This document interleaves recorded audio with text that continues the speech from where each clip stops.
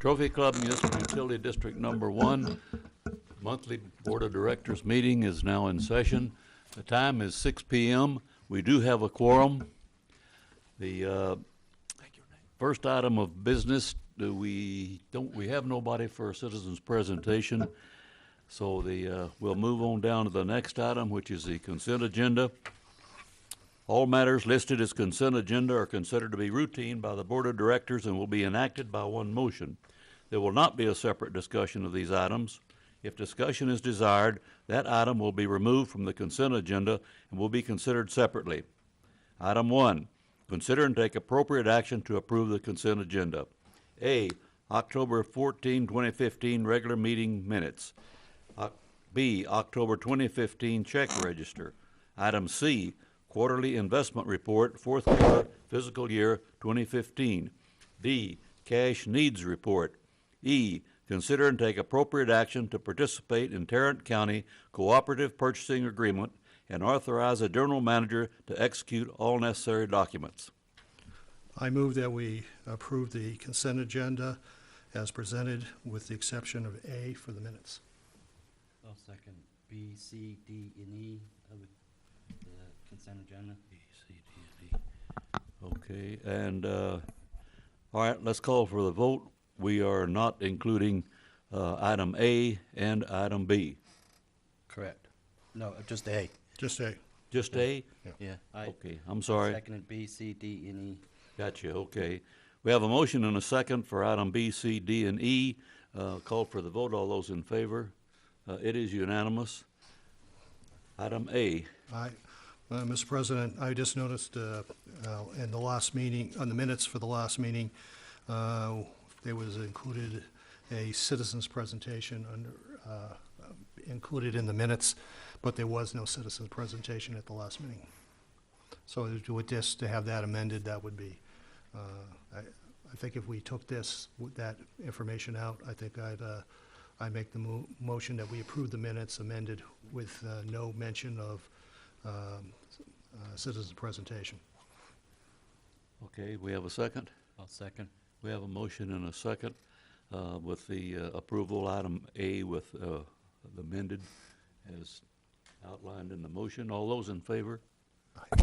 It is unanimous. Next item is a regular session. Consider and take appropriate action regarding the water system study and water model performed by the Wallace Group. Jennifer? Well, we have here with us tonight Kevin Glover and Gil. Gil did the water modeling, and I'm just going to turn it over to them for their presentation.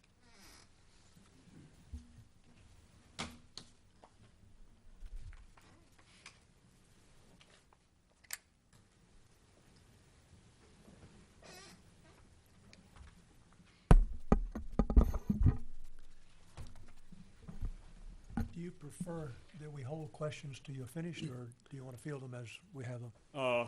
We can take them as you have them if you want. I'm Gil Barnett with CP&Y and the Wallace Group, and I built the model and been working on the study and wanted to present to you some recommendations and findings of that tonight. So I'll just get started, and we can stop along the way and talk about things as we go if you'd like. I did complete the hydraulic model for the Trophy Club mud system, and built the model as it currently exists and calibrated it to make sure we got the same pressures and flows as you do in the real system. After that, I added the future piping based on the areas where you're building houses and continue to develop, and added future demands for that and analyzed them into the peak future hourly demands and came up with recommendations for these following areas. First, the water supply from Fort Worth is a key concern. Right now you get the water through one 21-inch line from Westlake to Trophy Club, and we want to look at that. Elevated storage, we'll talk about that. Ground storage, and improving choke points in the system. I'll show you some graphs that show different points in the system that would be candidates for upgrades and changes. And then we'll talk about the pump station upgrades. This is just a picture of the model. Kind of hard to see. It's you can see the lines with the yellow lines and the green nodes of the model, and then just the aerial is the background. Just kind of you can see where things are. This is with the aerial removed, just to show you the network. And you kind of see, I guess you can see my mouse. You got this eastern side and this western side are almost like two different systems. They are connected up here in the northeast and also at the pump station, but really they kind of act almost as two independent systems in a lot of ways. Before we get into the model, I just want to talk about some things, talk about conditions now and in the future. This population, I understand that's not the current population. We did this study based on data from 2010 to 2014. And during the 2010-2011 time period, that's when the population was that low. But these numbers were the demands during that time as well. So the 2.8 MGD average day and the 7 MGD max day were true for that population. At what point in time? At what point in time? 2011 is when the population was about 9,800. But we're dealing with 2015. We don't have 2015 data. It'd be a good idea if at the end of this year, if we compile that and compare that to the model and see what's changed. But this data is looking at 2010 to 2014. That looking the at that whole time consensus? period. Is that the consensus numbers? And these are the peak numbers. Your average day flow varied a little bit year to year. So we look at it conservatively and say what's the largest average day, which would have been 2011. 2.8 MGD is a conservative value. Could be slightly less. If it's helpful for you, the town secretary today sent me a number. The current population is 12,888. Yeah, you told me that before. That's the first time I've heard that number. You know, it would be good to know the actual population for today and to get the actual most recent usage numbers. And but the data we've looked at before is based on historical population, historical usage, and we're using that to project forward. So it doesn't exactly line up with 2015. But if I talk about the future, let's talk about that and go into the future and the transition. And really the most important thing is where we end up. At the final build-out of Trophy Club, what will the population be? How many connections will you have? And what's going to be the peak demand? The only thing that would change is you take the current and 1288 or whatever. I mean, it doesn't, like Yeah, you said. it'll change some numbers. Yeah, the future is what we're looking at. We're not looking at Yeah. where we are today, except for the One numbers. thing that we really need to know and get a consensus on is the future population 15,000. Is that a good number? And Well, then and the thing that caught my attention was there's a statement in there, I think it's maybe on your next chart or so, where we're looking at a 50% increase. Well, that's not the case. I mean, we're sitting well, at from 12 from 12, today, going if to your 15. population is 12,000 and you're going to 50, obviously you're not 50%. But from the original data, looking at the study period, we are going from that time period to the future. It is a 50% increase.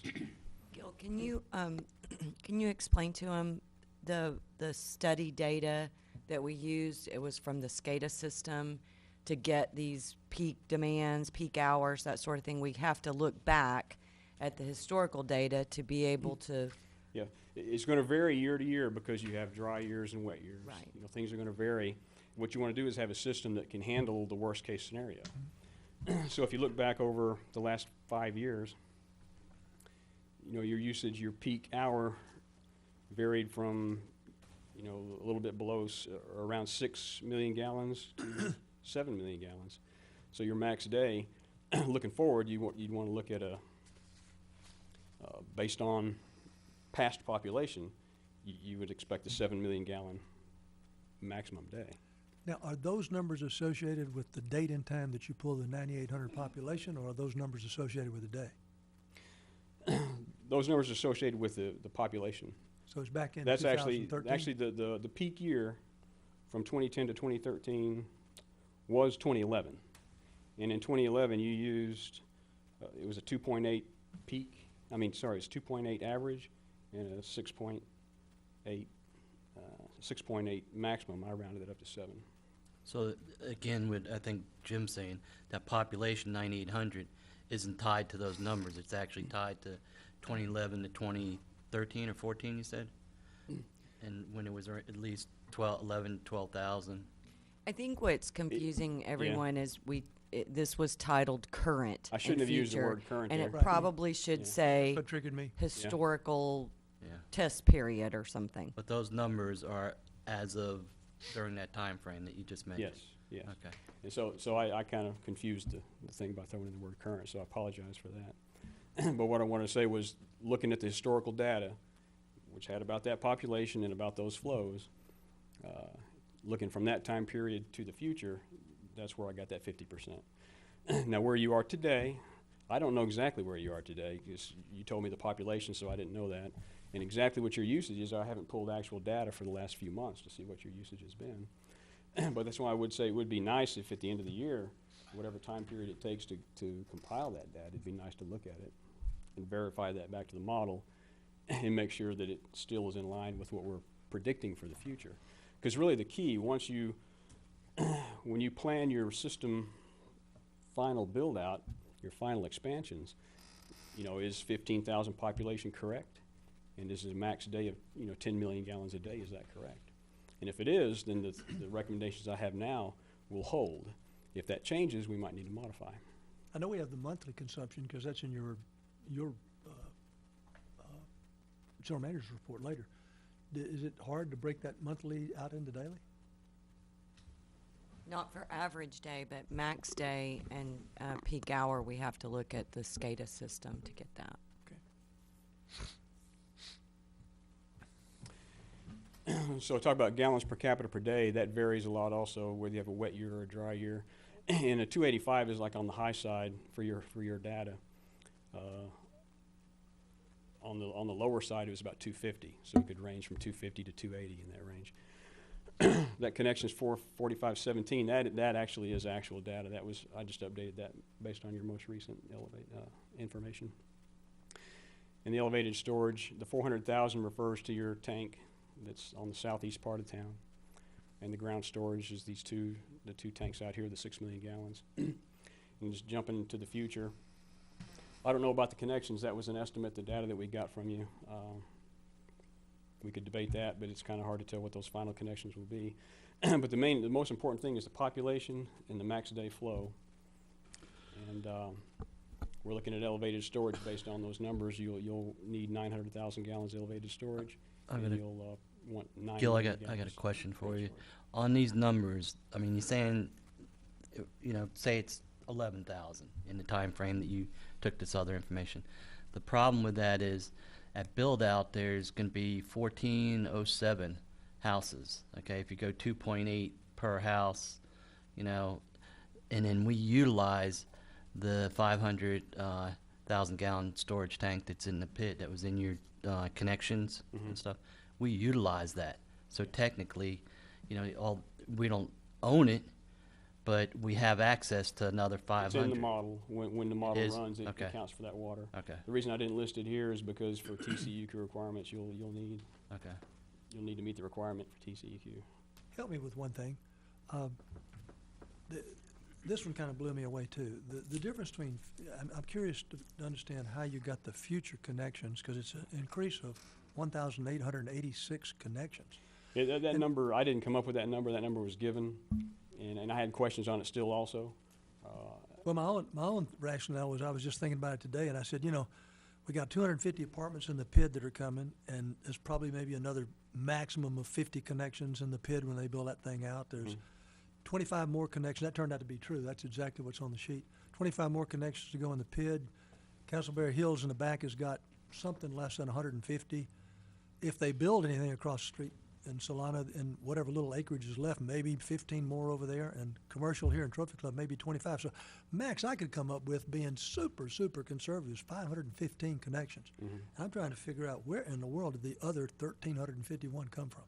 Yeah, and I don't have an answer because I had the same question. And I'll walk you through in the model, and I'll kind of talk about that some more as I walk you through some more slides and show you the model. But I mean, But the connections aren't. That was an estimate that was. Yeah, I don't know. That came from you guys somewhere. I didn't come up with that number. where did it come from? But that number's not going to drive anything. Okay. That number's not going to drive anything. The population is what will drive it. All the connections will do will give you a persons per connection to back calculate and use for reference data. But what's important is the population and what you expect your max day flow. The connections is just peripheral, nice to know information, like you could say. I have to tell you one thing that's probably a big concern.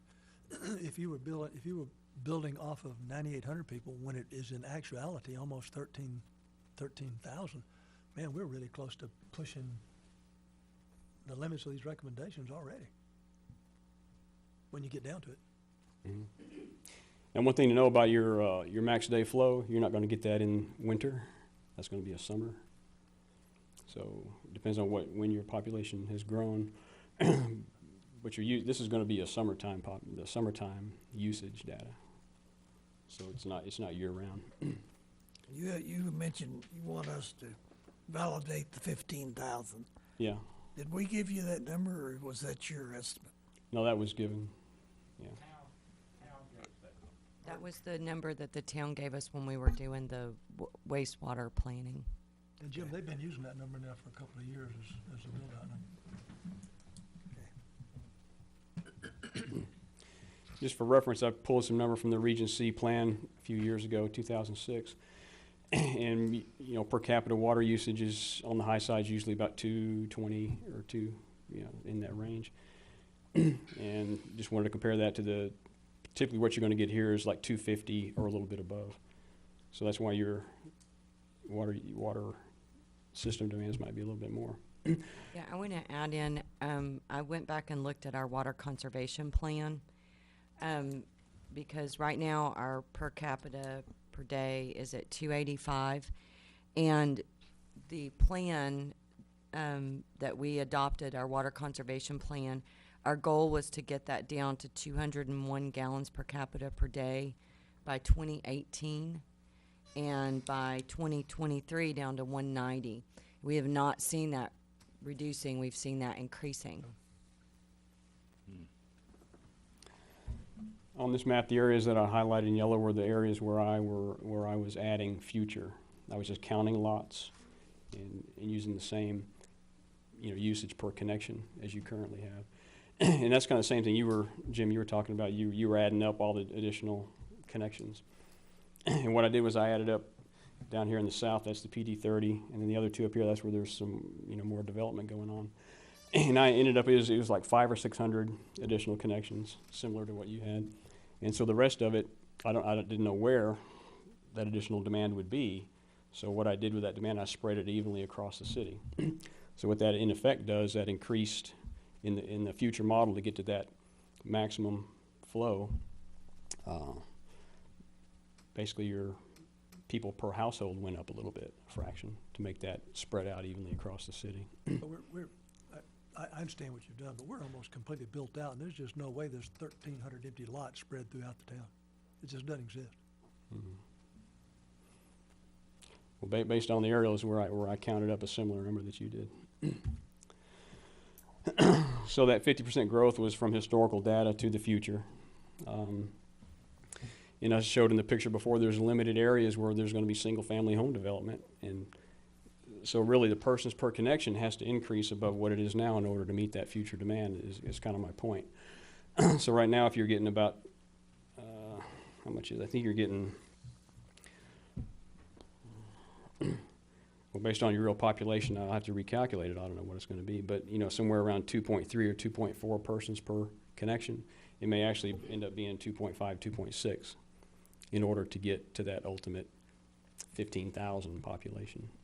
Because where are those 15,000 people going to go? One thing that's going to be different is the PD 30. That's going to be kind of a high-density multifamily type environment. And typically when you put something like that in, they're going to have a lot less water usage per capita. But right now we're counting those the same as anybody else in a house. So in reality, whatever that factor is, we could be overestimating a little bit there. But to be conservative, you don't want to be short. We just counted the multifamily the same as the regular households. So an apartment dweller is traditionally less. Yeah, I mean, they're not going to be watering lawns, and typically they'll just use a little bit less water. But we counted them the same as if they were any other house.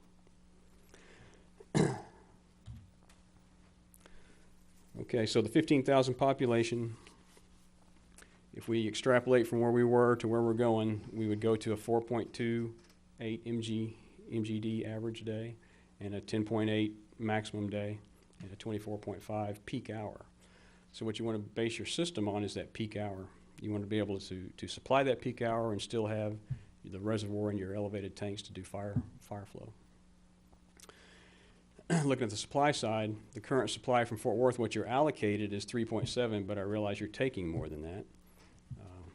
You're taking at least 5 or so average. The additional future supply in the plan is the 6.6 additional, which will get you to a 10.3. So that's what Fort Worth has allocated to provide to Trophy Club. It's a 10.3, which is in line with the, we're a little bit higher on our maximum day at 10.8, but at 10.3 is a good number. So that's where we are on the supply. And that supply will come, I guess you're probably all aware of the plan in place that will upgrade a line from Kaler Tank to Westlake. I think that's a 36-inch line. And they're slotting 6.6 MGD within that tank, within that line, to be for Trophy Club. And it's got some more flow in it that goes to Westlake and also for Fort Worth, but your portion of that is a 6.6 MGD. So that will get your allocation up to that 10.3. Gil, I want to interject that just so that they know this, but I just want to point out that that is actually broken into 2 projects, the Kaler tank to where it ends, and then we'll be discussing later the next phase, which is from where that ends up to Westlake. Then a third phase that might come in the future is from basically Westlake's meter there on 170 up to our water plant. That would be on our own. That is not Fort Worth's line, and there's no other entities that pull off of that line. So this 36-inch line will eventually go all the way from Kaler Tank to Westlake if we want to participate in that. But we only have agreed to participate in that first phase from Kaler Tank. And that's what, if you recall, their last estimate was about $800,000 will be our share of that. And we have that set aside. Jennifer, later in the presentation, there's a Friesen-Nichols report, which is recommending option B, which is the 24-inch line. Is that the one we're actually talking about? There was an option A, B, and C to approach this line, and option B was what Friesen-Nichols was recommending, which is... It was a 30-inch that they're recommending. But yes, it was option B and a 30-inch, I believe. When we get to that one, I can look better. Okay. I think I made a note on it. But the Kaler tank apparently is over on the west side of Westlake instead of at their vault, which is along 114. So is that new expanded line, whether it be 30 inches or whatever, it's not going to run all the way to their vault? No, the first phase 30. is not. It was 30. But what we'll be talking about tonight is the second phase, which is a project with just Fort Worth, Westlake, and the district. And it goes from where that Kaler tank first phase line ends up to Westlake's vault. And Jennifer, you were right. I found my note. It is 30-inch.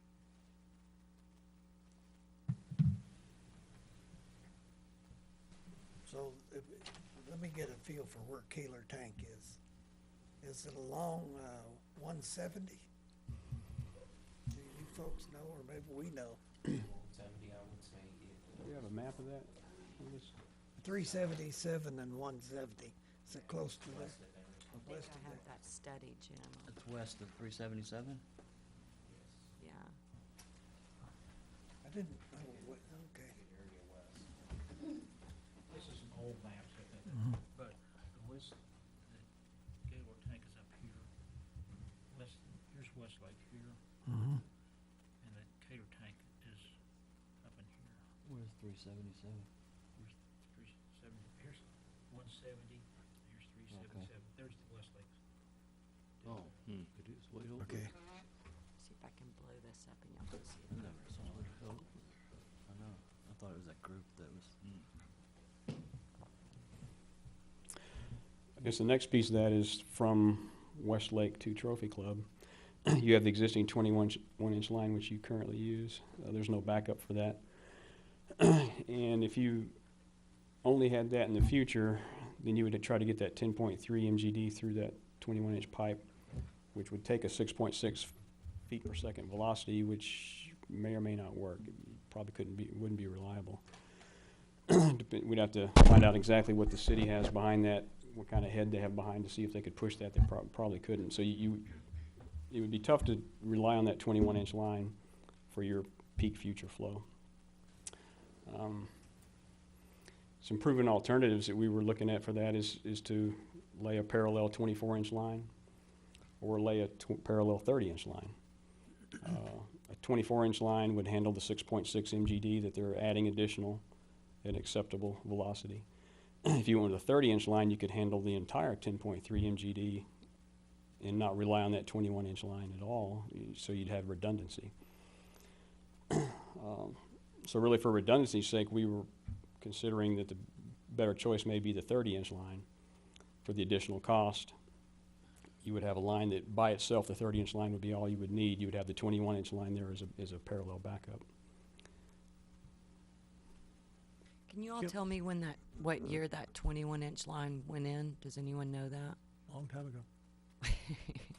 I'm saying like around 2004 or 5. Yeah, way back. 2004? Or early 2000s, was it? When they put in 170. Come on, man.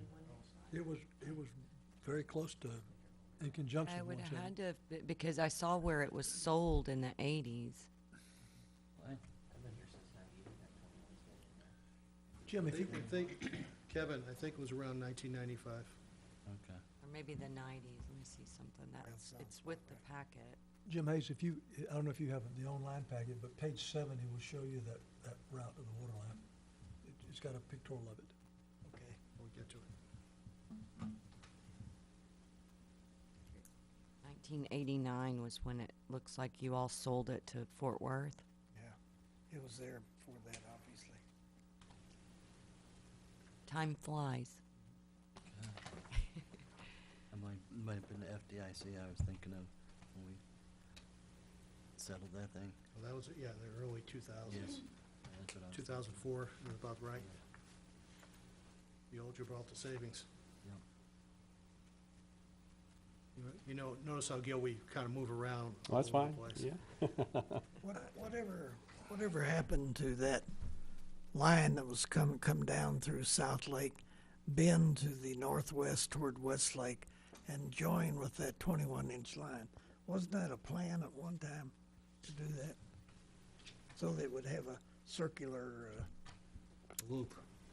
I was told by Wendy with Fort Worth at one time that yes, that was something that I guess at some time everyone was looking at, and they never could bring all the different entities together to agree to exactly how the route would go and everything, and they just kind of gave up on it at some point.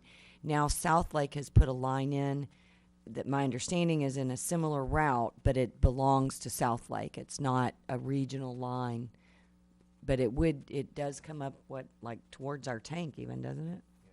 Yeah, towards our elevated, but it is South Lake's line. It's not part of the regional project or regional. Do you know sorry, Jim, go ahead. I was just going to ask, do you know the size of the South Lakes line? 30-inch.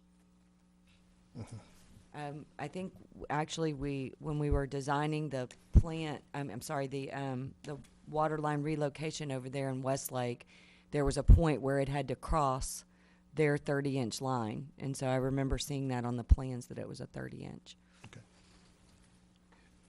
do they have a circular feed over at South Lake?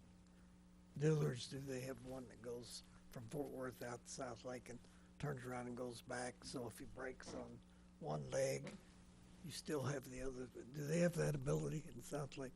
Does anybody know?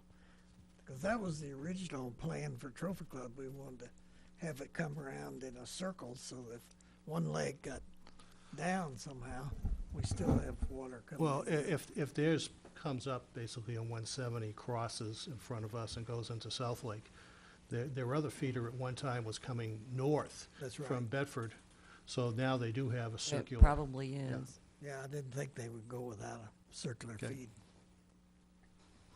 But again, that was a discussion back in about 2007, when Fort Worth was kind of driving it to make one continuous loop, so they would have a way of pushing water if there was ever a real break in the line, on one side or the other. So, but again, it died off because, mostly because of money. It was gonna be too expensive for Fort Worth to do it, so. Okay. Right, Gil. Talk about elevated storage now. I'll keep moving on. The elevated storage, you need it, of course, to maintain system pressure and to provide fire flows. And the target is you want to maintain at least 30% full even during your peak hour demand. So that's what we try to build it to do. Gil, is that a TCEQ target or? The 33% full? I don't think, I don't know if TCEQ gets specific on that. I'm not sure if that's a TCEQ requirement, but it's a typical design requirement. I mean, it's a typical Is that design. industry standard, or where does the 33 come from? I guess what I'm asking. Industry standard. If it's more than that, I'm not aware of a regulation that requires that. But in practical sense, if you want to be able to fight a fire during a peak flow event, you have to have at least that. That's why that's there, to give you that reserve to fight the fire. Some places keep it above 33%, but 33% is kind of a minimum. What the TCEQ requirement is, though, for elevated storage is what's next on there, and that's they require 100 gallon per connection. So just looking at that number now with the current connections, if you break it out between the mud and the PID, the mud has 3149 connections, so you require 314,000 gallons currently. And you have 400,000 gallons that you can book based on your southeast tank. The PID has 1368 connections, so they need at least 136,800 gallons. They have 500,000 gallons that they can book against that. But if that 638,300 gallons is overstated, if the connections are... That's true. Yeah, if the connections really aren't going to be that number, then that is overstated. That's true. And I think we said we couldn't imagine how we'd get up to 6383. Right. So if we could get to a valid number we could come to consensus with on that we could use, that would help us fine tune. But the main thing we need to look at is you have 400,000 gallons available for the mud. And you're okay for now, but as you grow, you're not going to be okay. Even you don't have to get to the 6,000 connections before you have a problem. You just need to get to the 400,000 gallon limit, and so you need another tank. You don't need it today, but you're going to need it pretty soon. Well, we could accommodate 4,000 connections with a 400,000 gallon tank. For TCEQ requirements. Yes. Yeah. Yes. But for, to have fire flow, that's, At 33% can't be maintained with a 400,000. Well, this gets kind of convoluted because you do have the 500,000 gallon tank in your system, even though you can't count it for your connections. You do have the water, and it does feed the system. So Did you calculate any properties across the street in these numbers? Because across I mean, the this street. is Solana. in Solana Solana area. Westlake. Yeah, part of the system is in Solana. Okay, yes. because again, you say current 4173. Well, you got to take about 14 or 1385 or 1390 off that, because that's the district. The PID. Well, he did break it Yeah, down. in the and sub-bullet, the look at the mud- smaller print. Okay. The And mud then- is 1368. Yeah. Yeah, Okay. yeah. And in the future, it includes both, right? 6383. Yes. Yeah, so the 6383 is a debatable number, but the other two numbers are actual today. The 3149 for the mud and the 1368 for the PID, those are current. And so you have 400,000 gallons available in your southeast tank, so you do have more than the TCEQ requirement for your connections. Let me ask Jennifer a question. Back in the days when we were building the 500,000 gallon tank over by the high school, it was the Murdad who was representing the PID asked for a 300,000 gallon tank, and he was going to pay for it. Then we asked the tank to be increased to 500,000, and but he came to us and said, if you will reduce my $4 million payment for old infrastructure that the PID would have access to, I will pay for the entire 500,000 gallon tank, and you take 200,000 off my $4 million. I thought, Jennifer, that we had a claim on some of that 500,000 gallon tank.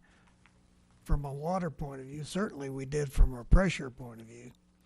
But do you think we do not have a claim on that last 200 of the 500 gallon tank? Well, if you recall, last month we talked about this, and the town said that we could submit to them an allocation agreement for their consideration, and that they did not see it that way, that we had any capacity allocation in that tank. So you all voted not to submit a capacity allocation request to them. So I think the answer is no, we don't have any capacity in that tank. Well, It does help float our system, but we don't have capacity. We have to have an agreement to show TCEQ we have a certain amount of capacity in that if we want to claim capacity in that. And Jennifer, I think, weren't they kind of indicating that we only had like a 36,000 gallon portion, and it was a significantly small number. Yeah, there was an email, and it seemed like to me it was like 70,000 gallons or something that they calculated out. Smaller. It was very small. Yeah. Jennifer, if I recall correctly, there are 10 entry points between our system and the PID system throughout the lands, 10 places where water can flow back and forth. I thought it was 7 or 8. 8, It's I 8. believe. 8, all right. I mean, unless, you know, unless you put meters on those things, I mean, it's really one big water system. I mean, we own a piece of the infrastructure, they own a piece of the infrastructure, but the water flows wherever the water needs to flow. Well, we understand that, and in the model, Gil did use that tank as part of our, part of the system as a whole, floating it. But there's kind of a difference of TCEQ requirements versus how our system operates. And so you are correct that it is considered in this model to kind of look at the way the pressure is, and as he showed, it actually kind of, our system's kind of divided in an east and a west side. Even though they're intertwined, the elevated on the west side kind of floats the west side of town, and the one on the east side floats the east side. But for TCEQ requirements and for design of our system, unless we have an allocation in that tank, we can't count it as part of our system. Then I appreciate where we're headed, but before we can make any substantial decisions, these numbers have got to be corrected to be more accurate and aligned with what's real.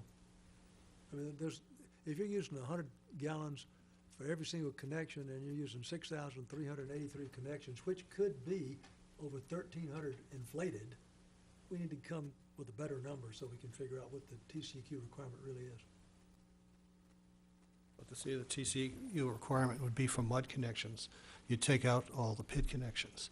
So basically, the tank actually has 440,000 gallon elevated capacity. So you could say we have 400, if you do the 100 gallons, that's, we're talking,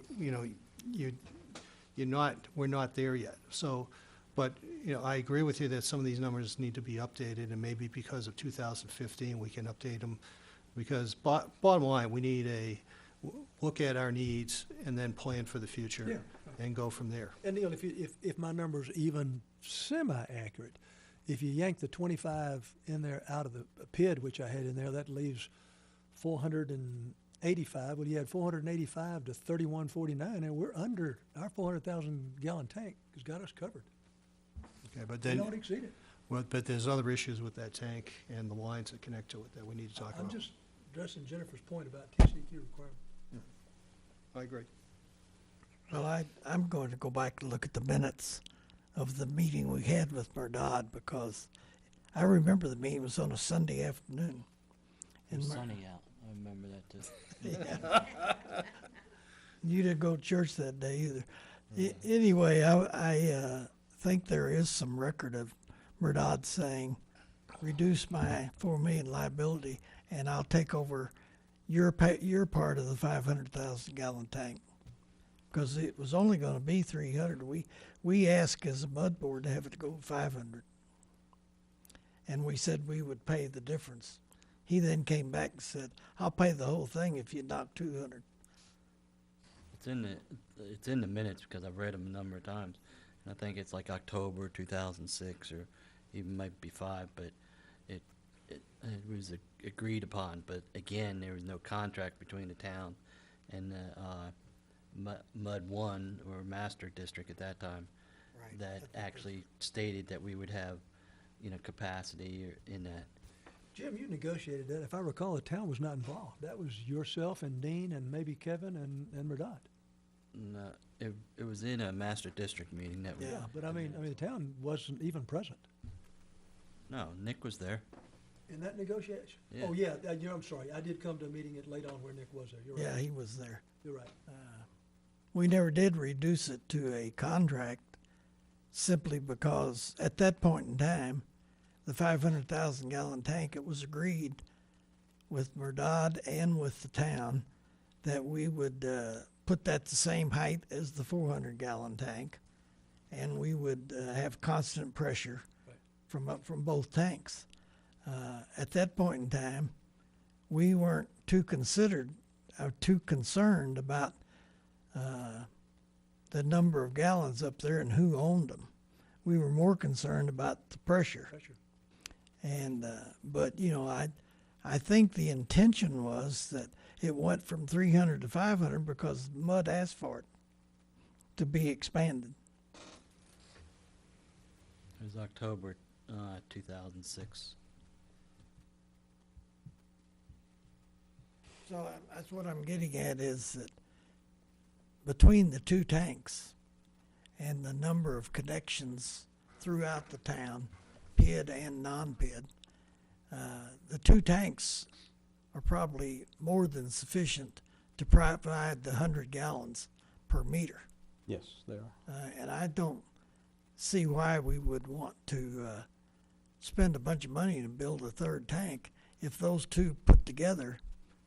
All right, now I realize that we're not as congenial as we used to be in the old days.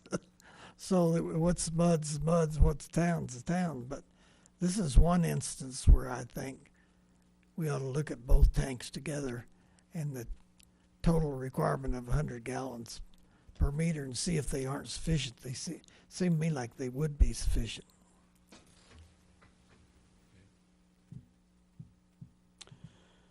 Then in terms of TCEQ requirement, if you can count the PIDS tank as part of the mud, you're covered. If you can't, as soon as you reach 4,000 connections, if you reach 4,000 connections, you have to have another tank. Well, I think we need to have a conversation with the town. Yeah, So there are options there. But having the tank, a tank, to cover the requirements would be a top priority. So whichever way it works out. and just for the record, it was Sunday, you were right on that day, at 1 o'clock, October 22nd, 2006, and actually, Director Borges, Carroll, made the motion that he would pay 3.8 and then also pay the part of the wastewater, the elevated tank, to supply the mud district and stuff in the PID. So if you want to go back and check those minutes. Okay. Jim, I remember fairly, I think accurately, that, when Dean brought that idea forward, there was some thought that we needed that to make sure we could get fire suppression to Solana. At the time, it was a Mud 1 issue. The Mud 1 and Mud 2 still were separate entities, and Mud 2 agreed and said, yeah, let's go for it. Yeah, I don't recall that we thought No. that there Okay, was a we're problem. a little bit off topic, but back then was toward the west end of the existing Mud 2. The 500,000 gallon tank with the extra 200,000 that we negotiated would help with pressure on that side. because at the same time, while the PID was starting and going, Robert Scott added a new high-speed variable pump into the system to help maintain the pressure. And we were doing that as a stopgap measure until such time as the elevated tank was finished. Because we were then, for the next couple of years, after the town manager, to start on bid out the contract for the tank, get it built, and so forth. In fact, you and I had meetings where we met with elevated tank people down in Austin, and, just getting an idea of the cost and the different types of elevated tanks. It could be concrete, steel, all this other stuff. But the whole point was, it wasn't for Solana because it's too far away. The whole point was to maintain the proper pressure and everything for the west end of Mud 2. I guess really the bottom line is, with the 8 connections, the towers being built same height, the idea was to provide pressurization throughout the PID, throughout the mud, whatever that eventually became. Now, obviously, we've got to make our 100 gallons per TCEQ requirement, but if my numbers are right, we'll make that easy. And if you add the 2 tanks together for fire suppression, it looks like we got plenty of water for fire suppression. Yeah, the 2 tanks are plenty. 'Cause And in the PID's model, nowhere near. they I'll show you some results in the model. We do have to make some adjustments to make that southeast tank fully functional, but I'll show you that in a few slides. But if you were having to add a 3rd tank, this is the location that we had found that I would be a would possibility. quarrel with this sentence at the previous chart. It says addition of a 500,000 gallon elevated tank is a priority. I'm not convinced of that yet. If, well, if you can count what's in the PID, then you don't have a problem. Right. If you can't, then there's a problem. Sure we can. Well, yeah, depends on connections too. Well, even if you don't count them, Gil, Well, the water's there, you can fight fire with it, if you add all so. the rest of the connections to us, which is about 500, we're still underneath the number it takes per 100 with our tank. And so really and truthfully, what you have to be concerned about is fire suppression. The 2 tanks together have got that covered. So we need to pin down an accurate number for future connections Yes. to make this resolved, I think.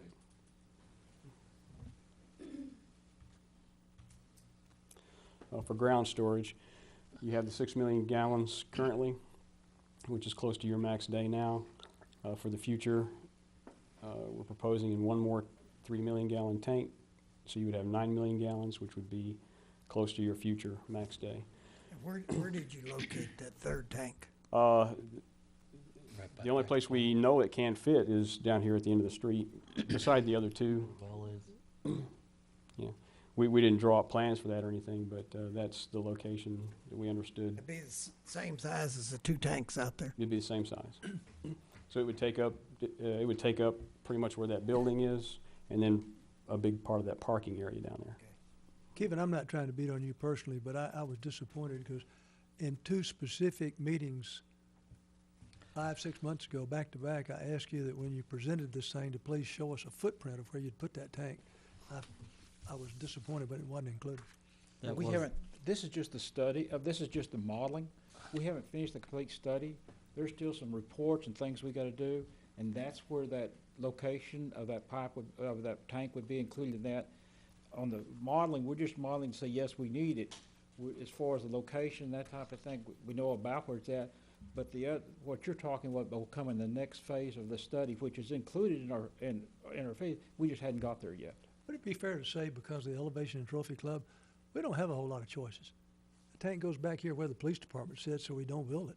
Well, it makes sense I to mean- be there I mean, because that's where you your can't booster jack the thing up station. 70-something you feet on the talking- backside to make the elevations You the same. talking elevated and storage? Yeah. What are we, you're talking storage, I'm he's talking talking storage. elevated. I'm talking storage. We're talking ground storage Okay. now, ground Talking storage, ground storage. not Okay. the elevated. The ground storage, it makes sense to be back here because that's where your pumps are. If not, then you're gonna have to have another booster station and some other things else. It makes sense to come at all in one location, have all your storage together to a certain extent, and then your booster pumps together to pump out to distribution. And That wh- makes sense. And when we were looking at upgrading the 2 tanks from 2 to 3 million, one of the things that we did was a fairly extensive study of, could we put a third tank someplace else? We even looked very hard about putting it down with the elevated tank at Byron Nelson, because there was enough land that if they put that tank off to the side, there'd be enough room for another tank. It doesn't work elevation-wise. Ye- I mean, you'd have to build it up too high. Pump, Are we talking elevating or ground storage? it's The talking, elevation of the 3 storage tanks, Kevin, have got to Okay, be you the same, or talking they don't flow- storage. They don't flow in conjunction with each other. You just mentioned elevated by Byron Nelson, you meant storage. Elevation within the storage tank. Yeah, in the They have base to- of it. They've got to be at the same height to flow together. You keep- Otherwise, the flow doesn't work. We discounted that at the time and decided that it had to be out here, okay? Right, that's my point. It makes sense to put it out here. Sure, well, that's,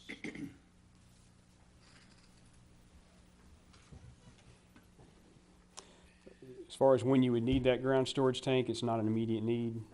It would be probably one of the longer-term things out of all of these in the study. You will need it eventually as your peak flow actually gets up to the 10 million. Kevin, please, let me ask one more time, just so it doesn't get lost. When we talked about the third tank going out here, you know, we said it's got to sit on top of where the police station sits, and they've got to get moved before we can do that. But if you recall, a lot of the concern was, how close can we put that tank to the cemetery's fence and still be able to do the right maintenance between it and the cemetery fence? How much room do we have to have in front of it to secure it and maintain a proper fire lane inside the property? And we talked about, can you move it to the left back there, or can you move it some to the right?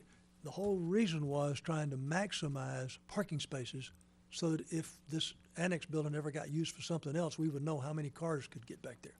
Just don't want anybody to forget that.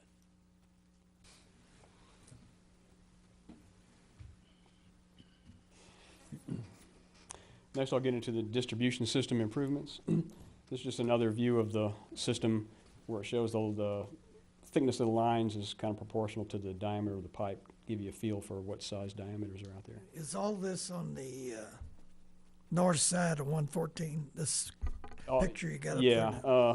114 would run right through here. Okay. The southern part is the Solana. So But this heavy blue line going out to the west. that heavy blue line is that 21-inch line coming in from Fort Worth. Okay. where it has that right angle, Jim, is where it goes underneath Goes under 114. 114. Okay. Then runs along thought- 711, then comes up Trophy Club Right. Drive. Right. But we're now saying, based on your study, that the 21-inch line's not going to be sufficient. Yeah, to get your 10.3 allocation from Fort Worth, you'd want a larger line or a parallel line. So aside from the feed within the distribution system itself, I kind of broke these into the east and west systems. They do operate pretty much independently to a large extent. On the eastern side, what I've highlighted in red is today, you have trouble today operating that tank efficiently because during a peak demand, you can't fill it. There's too much resistance in those pipes. The pipes are too small. All the flow wants to go to the west side because there's less resistance there. The water's going to follow the path of least resistance, and the least resistance is to the west. Gil, from the main line coming down, is that blue piece of pipe a different size than the red?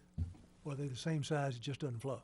Okay, if you're talking right here, wherever the hand is, Right. that's 14-inch currently.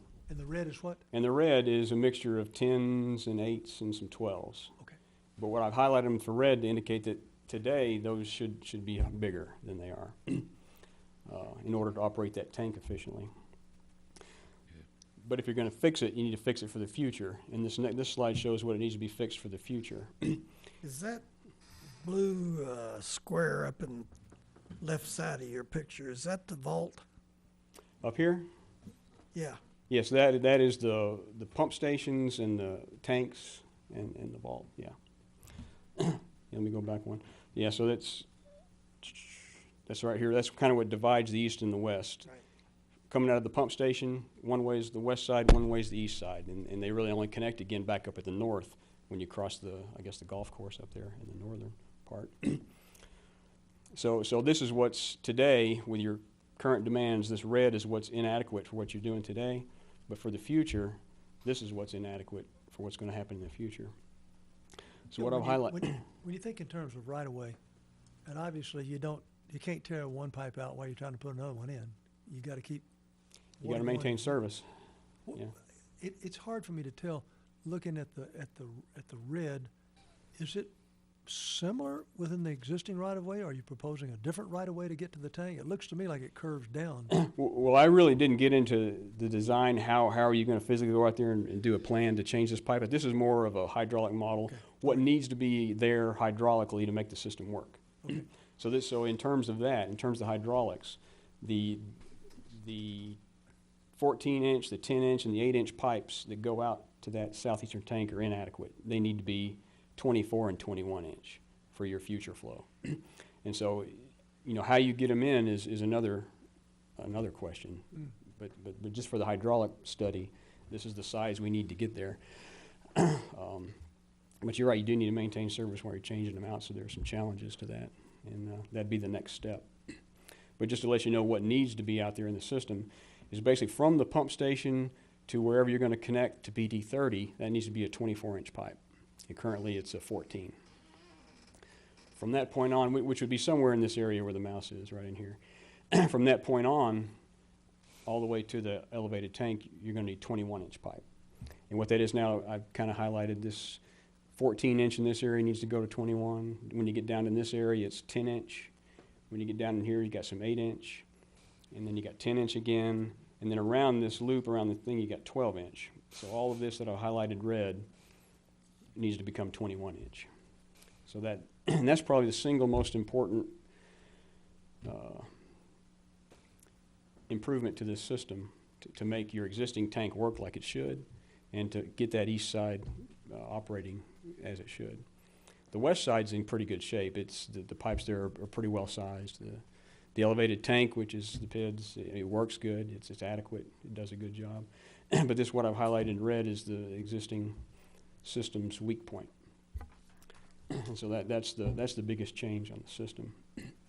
This is just a hydraulic grade line. If you look from the pump station to the elevated tank, the brown is the land, is the ground surface, and the blue is the hydraulic grade line. And today, with today's system, if you tried to get the future peak flow, this is what the hydraulic grade line would look like. And you can see if the blue ever touched the green or the brown, you'd basically have zero pressure, or you go vacuum, and it gets pretty close.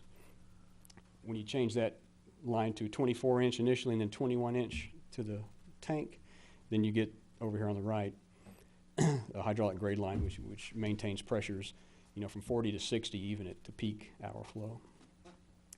So that's what the model showed the difference would be when you changed out that pipe.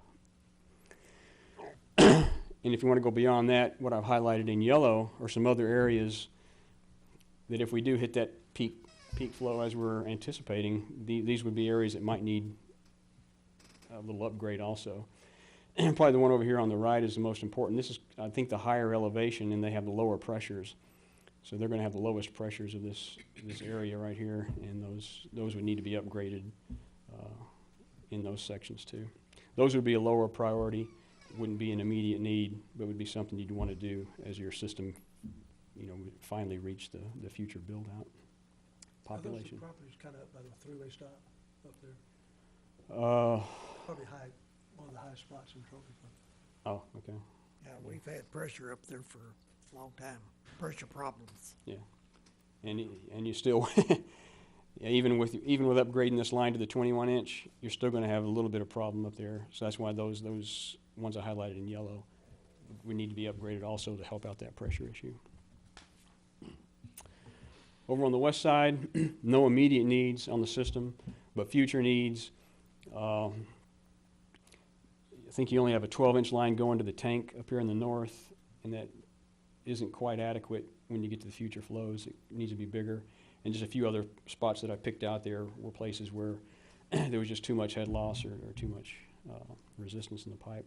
Those would need to be upgraded if possible. They would be a lower priority than all the other things, though.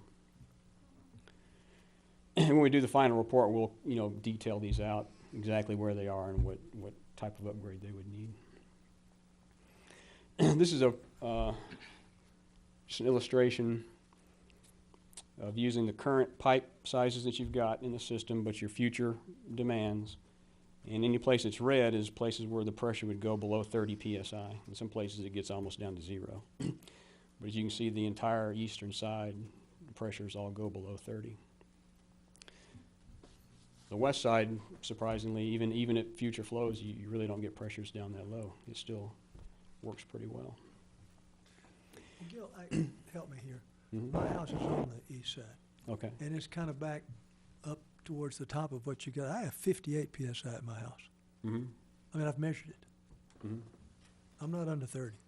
This is future. This is if we did not upgrade the pipes Oh, and okay. we got to the future flow. Okay, This is what would happen. I got you. And this wouldn't be all the time. This would be at the peak hour demand. okay.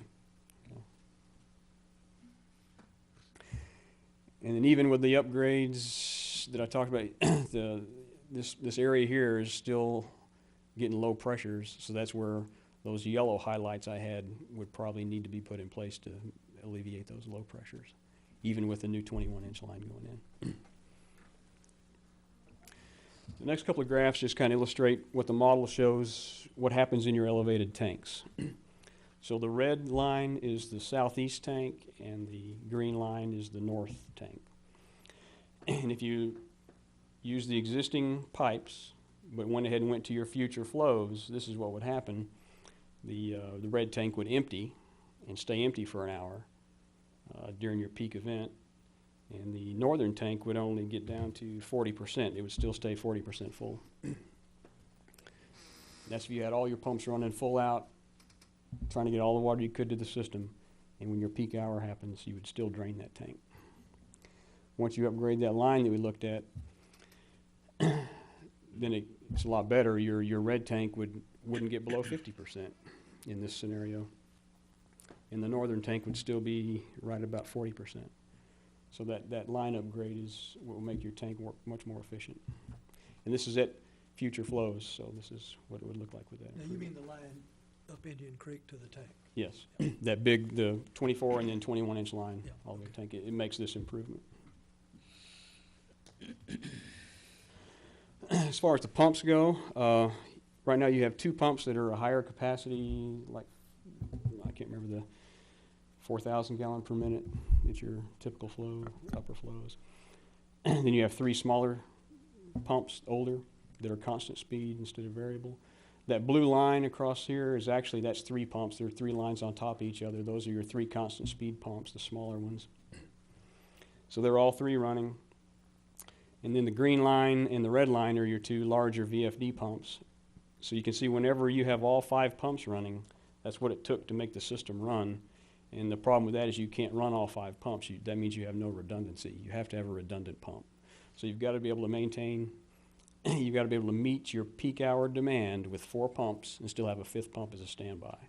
So what that means is those 3 constant speed pumps will need to be upgraded over time. Doesn't have to be all at one time. As your demands increase, you'll need to start upgrading those pumps. So eventually you'll have 5 pumps that would be equivalent to the 2 larger pumps you have now. Gil, they're a lot more expensive. Should we think in terms of variable speeds when we upgrade?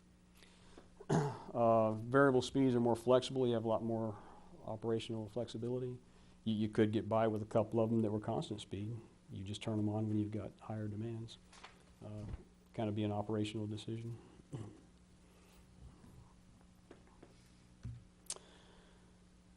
So your current peak hour demand is 11,000 gallons per minute, and we're looking at a future peak hour demand of 17,000 gallons per minute.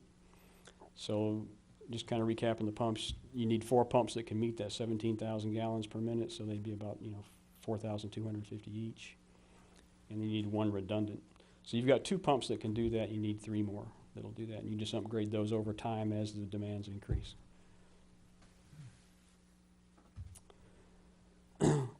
So to sum it up in the priorities, I kind of see getting the water supply from Fort Worth, getting the decision on that, that's probably number 1 priority. If you can't get the water here, then you don't have the water. But internally to your system, the most important thing is that line from the pump station to the southeast tank. So I'd say that's your 2nd priority. And the elevated storage may or may not be a requirement.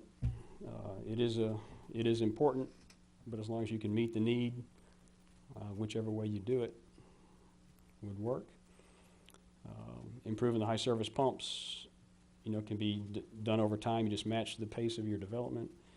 Increased ground storage is not an immediate need. It will be a need in the future. It's probably several years out, but you just match that to your growth and your demand. And what would be important is to make sure you just have the place to put it available. And then those other minor choke points in the system, those wouldn't be a high priority. Those would just be after you've done the other things. And if some of them you may never do, some of them might be more important.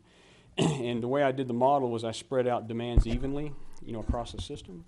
It may not actually be that way. So in the future, you might find one part of town has a little bit more demand than you anticipated, one part has less, so things might shift a little bit. So some of those yellow highlights may not be needed after all. It just depends on, how the future goes. So it'd be something you'd want to revisit in the future. But typically over on the west side, you don't have many problems. Over on the east side, it's kind of obvious where, you got that main line and then that one high point that had the low I pressure. had a question. Mhm. We have time. This number one priority, estimated cost of Trophy Club of $12 to $14 million. Does that 800,000 line that we talked about part of this, Jennifer, or is that?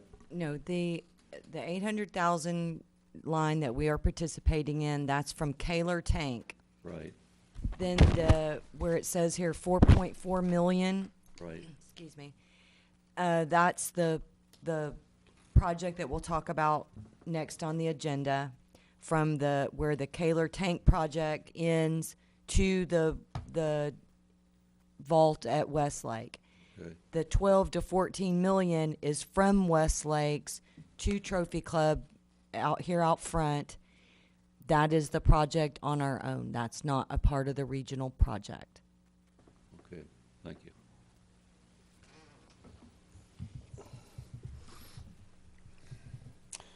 So from a hydraulic perspective, those are the issues. And any other questions? Or we will be following up this. You'll get a full report. We'll do a report in more detail on this, so you'll get that in the future. And there's more work to be done, as Kevin said, about the other pieces. What's your time frame for getting the final report?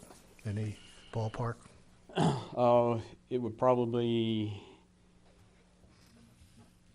be done like in late December. Probably get it to you in January. Okay. Any other questions? If We not, appreciate it. This is eye-opening.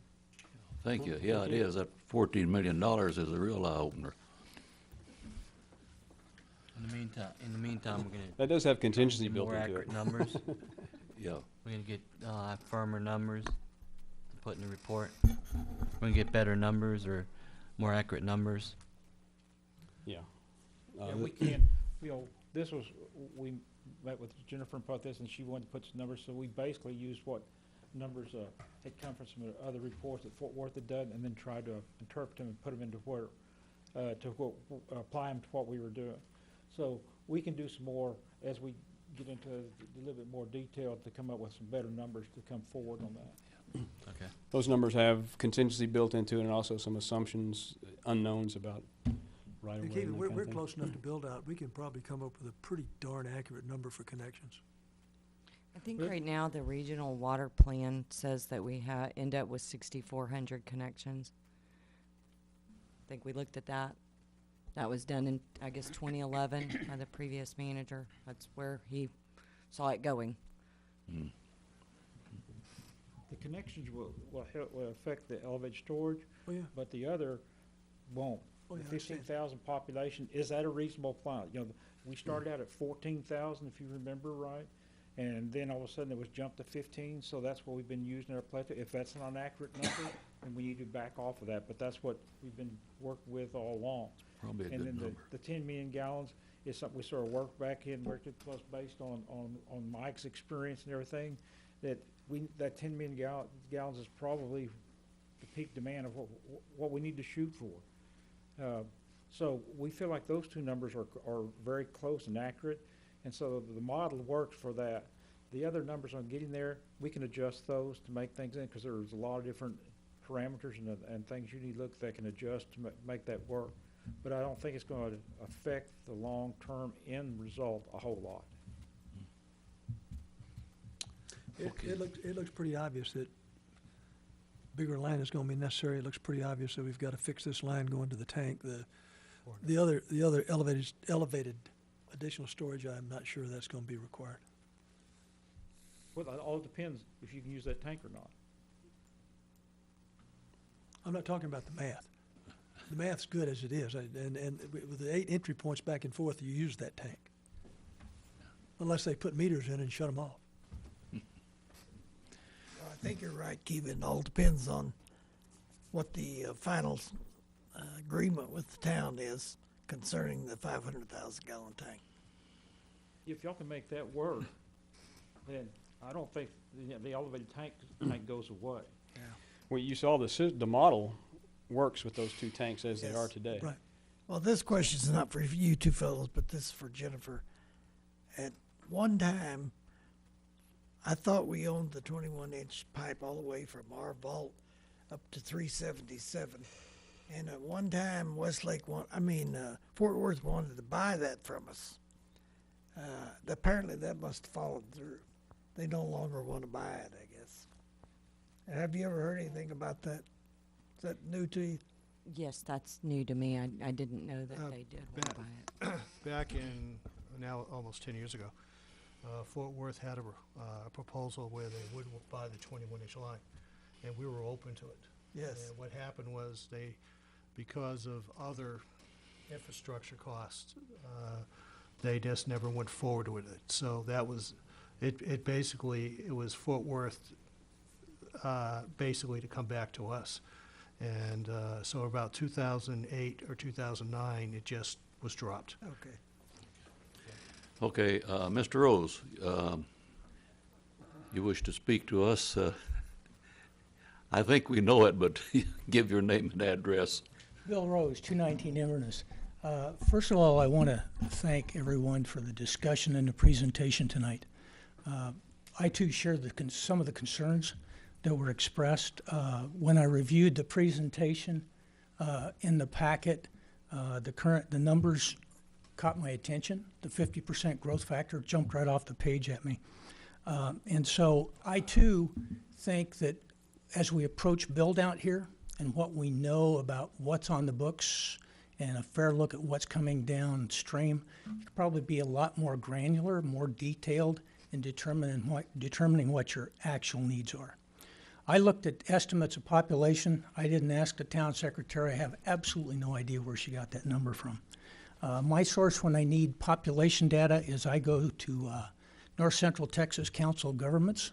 They have a data research center, and they track buildings that are going on in a community and apply population densities to those buildings. And I'll just quickly run through this. The 2010 census in April 1st had 8,024 people in Trophy Club. The COG then estimated January 1st based on known buildings of 2014 at 10.1. 2015 estimate was 10.6, call it 10.7. They had an absolute change of 590 people that day. And that amazingly works out to 210 homes. So applying those same 210 homes to this year would give you a January of 2016 estimate of 11,280. Then I took 210 lots that are available left in the town at 2.8 people and added 580 persons. The urban residential in the PID, or in PD 30, excuse me, not the PID, PD 30, even if they were to do the construction on the ground floor, comes out at 283 units. Figuring 2 people per unit, that's another 546. There are 30 townhomes, 2 persons per townhome, adds 60. So I get a population of 12,466 people at build out. And I subtracted that from the 15,000 that we had as an estimate, come up short 2,534 people, or roughly 905 homes. We don't have room for 905 homes. Then I looked at the connections, And the current connections, the conditions slide shows the current connections at 4,517, the future at 6,383, expecting the 1866 additional connections. Now, however, the elevated storage slide shows current connections at 4,173. But when you do the math, it too comes out at 4,517. Your packet for this evening shows a total of 4,531. So I took the 4,531, added the 210 lots, added the urban residential, added the townhomes, and come out with a total of 5,054 connections. So we're short from the projection of roughly 1,300 connections. So I too come out with, I think you have enough storage in your elevated tank. I was thinking as the discussion was going on, we have a 99-year agreement. And it would seem to me that that 99-year agreement would allow you to use that tank for your calculations for TCEQ. Could be wrong, just another approach. Looking at demand and looking at the line coming in. Once again, we get the population driver on the number required for the line. And I used the same numbers that the consultants use, and the 12,466 population requires a 3.56 million gallon a day average, and we're talking about the current supply in that line of being at 3.7, so you're slightly under it. Now, as I looked at the presentation and also listened to the presentation, the question that I have is, what is that line capable of delivering? Because if it's capable of delivering enough water that if we were to run it 24 hours a day and put it in a tank, it would be a lot cheaper to build that tank than to put $14, $18 million in that line coming this way. So I think really, and as the consultant said, we don't think you can push that at 6.6 foot per second. But we need to know, or I think you need to know, exactly what that line's capable of doing, because that capability is what we're building and playing against. And then when we come to the elevated storage tank, and I'm not a hydraulic engineer, but it seems to me that the problem becomes keeping the tank full. And if the problem is keeping the tank full, and we've talked about adding pumps later because you may have a problem keeping the tank full, add the pumps up front and you keep the tank full. And you solve, in my mind, you solve that part of the equation. This line that's running between out here and that tank over there, I can see we're running that water through an 8-inch pipe out there someplace. Doesn't work. So it seems to me that that is a problem that needs to be resolved. Thank you, gentlemen. Good. Thank you, Bill. We appreciate your input. Any other questions, any further discussion? No, I think we just have to wait for the final report and updated numbers, and that way we can basically plan for the future and see what our options are. And that's the whole thing. Everything's on the table until we get all the data in and make projections for the future and see what other options we can do that'll be cost effective. Yeah, okay.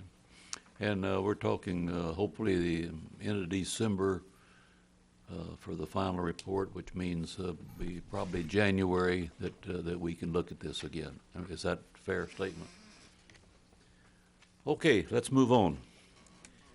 Item number 3, consider and take appropriate action regarding entering into an interlocal agreement with the City of Fort Worth and the Town of Westlake for district participation in Northeast Pipeline Upgrade Project. Jennifer? Okay, the City of Fort Worth will be meeting, I'll be meeting with them again in the next few weeks. When we met last, they wanted us to consider, they would like to start the design of the next phase of that project after the first of the year. If it goes anything like the last ILA went with them, it seems like it took 6 months for us to get the ILA done, but that they did say they would like for Westlake and the district to enter into an ILA so that they can start the design and move forward with that project. This is a expensive project for us. If you look at the route study, let me go to the updated page. I was kind of shocked when they provided this, the first draft of this report. Both myself and Jared from Westlake had a question in the same section, and I'll talk about that when I get to that section.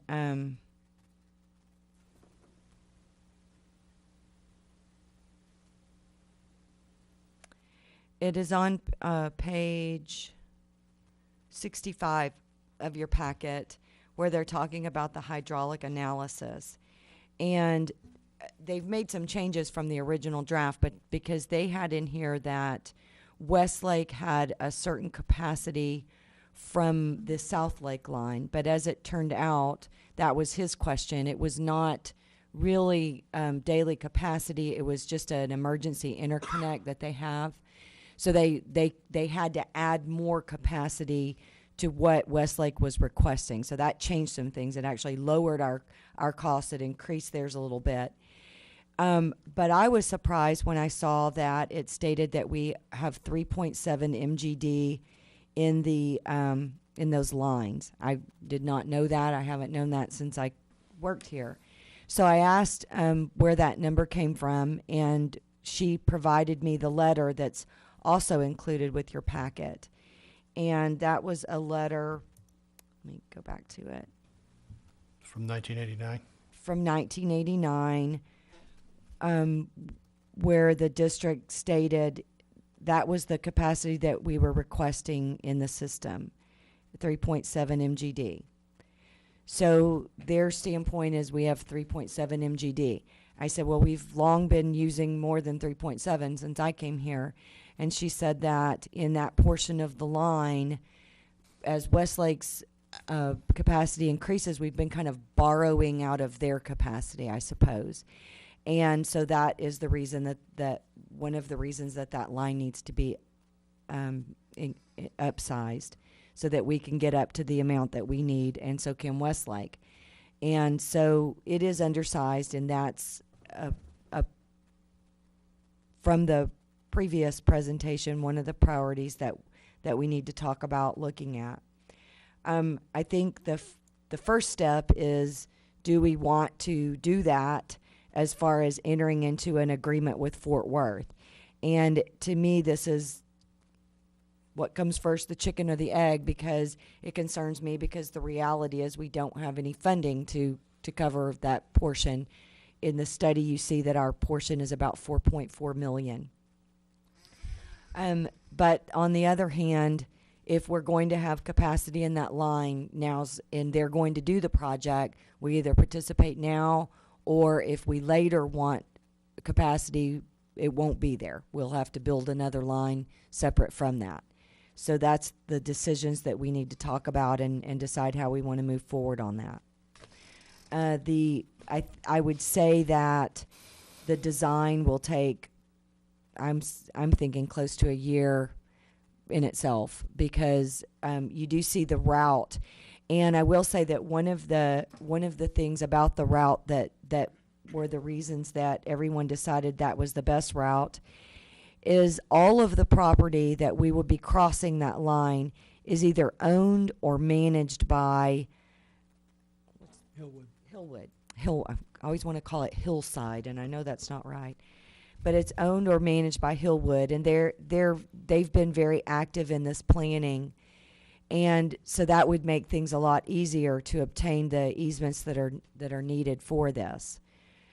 I think they have some interest in the line, the last phase of the line that's ours, and they have asked to kind of meet with me one-on-one about that, and I do plan to get with them. So that could be later a partner to go in on that line with us. I don't know what it is they wanted to discuss with that, so I don't want to jump out there and say that because I don't really know, but they definitely want to discuss that upgrade with us. So there is no, you're not actually entering into an ILA is what I want to point out on this. The question is, do we want to start moving forward with getting an ILA drafted up by Fort Worth and working on this. But I think that they are ready to start the project. Well, what's the option? You run out of water. I agree. Jennifer, part of the answer to your question is in today's paper, and they've already presented it to Westlake, is Hillwood is looking at a very major upcoming development at 114 and 377.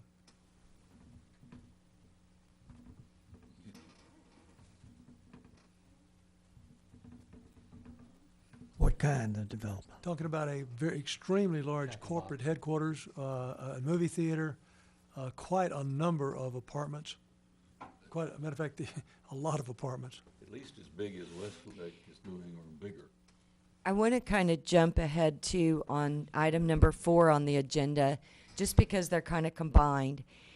You all recall that a couple of years ago in the legislature, they approved the SWIFT funding, the State Water Implementation Fund for Texas. Fort Worth submitted this project as a project to be included in possible SWIFT funding projects. All of the other projects that we've talked about that they were showing us and we were looking at, we will be updating the state water plan in 2016, and there are some ways you can include other, internal projects if it's a conservation project, if it's a regional project. So so as we're looking at those projects that we're going to need for the future, we want to look and see if that might be something we could get put into our regional water plan, so that if SWIFT funding was something we wanted to pursue in the future and they accepted those projects in there, we could do so. But as it stands right now, the only project that we have is this project. It's actually through the city of Fort Worth, but they did submit this into that. So that is something, but they are not willing to go get the SWIFT funding for us. They've said that each entity will have to pay on their own. So we could on our own go and look at this SWIFT funding. I know Jared with Westlake, they're interested in at least looking at it as well. So I'm kind of skipping to that because I did want to just point out that the Northeast Pipeline project is a project that's eligible for SWIFT funding. Why would we not look into that? Well, it is a it's a rate, the projects are rated. Not everybody's going to get money, even if your project's in there. But I agree. I can't see any reason that we wouldn't go ahead and submit an application. And as it turns out, they will be accepting the first, they call them preliminary applications, in the first week of December. So if that's something we want to do, I looked at the application. It's very simple, not real complicated. I would suggest we at least submit it. And in the end, if we are approved completely for the SWIFT funding, all the way up to the point of just before you close, you can back out and choose not to take it. So it is just loans. That's what's offered. There are some grants and things, but we would not qualify for any of that. But we would qualify for one of the low interest loans, or we could qualify for one. So basically, we can, if we qualify, and we may even get a commitment from them to fund, but if we then saw an alternate funding source that was at a lower cost, we could still, basically, it's like having a bad commitment. You're not obligated to accept it. That's correct. Okay. Okay, do we have a motion on item 3? I'll make the motion that we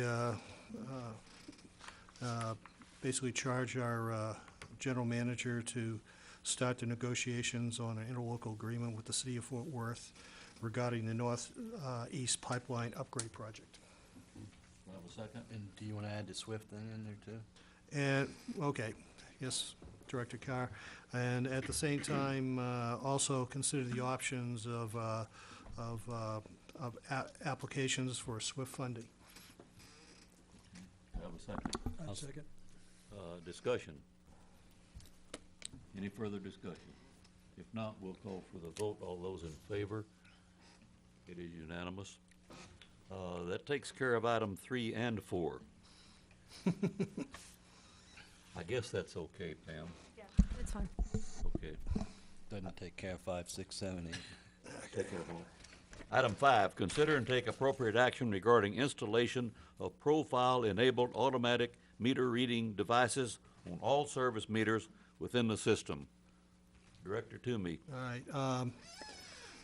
This past week, a data log was sent out to the directors, and I was very impressed with the detail on that. Of course, Director Carr and Director Thomas are more the experts on how to read it, but it also shows, it breaks down per minutes, what usage might be, and I was very impressed. And per hour, okay, I'm sorry. Well, 60 minutes.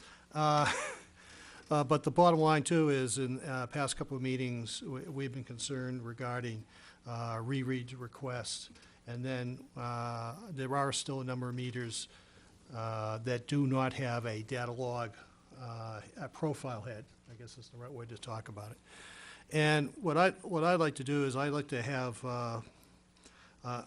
and the other part is, when I was reading the report where we had, I think in September, about 140 requests for rereads, and when I was going through the detail on that, I wasn't really satisfied with the closure we may have had, particularly where we didn't have a data log or a profile head to rely on. And, I mean, our number one purpose, thing is customer service. And what I'd like to do is ask the general manager and the staff to come back with a plan that we could approve where, okay, it's not budgeted right now, but that we can start basically adding, aside from the 140 out of the 144 where we're changing out the old meters, this is separate from that, and we are adding the profile heads on those. And the cost for equipment, you can correct me if I go wrong, is about $150 per meter for a profile head, correct?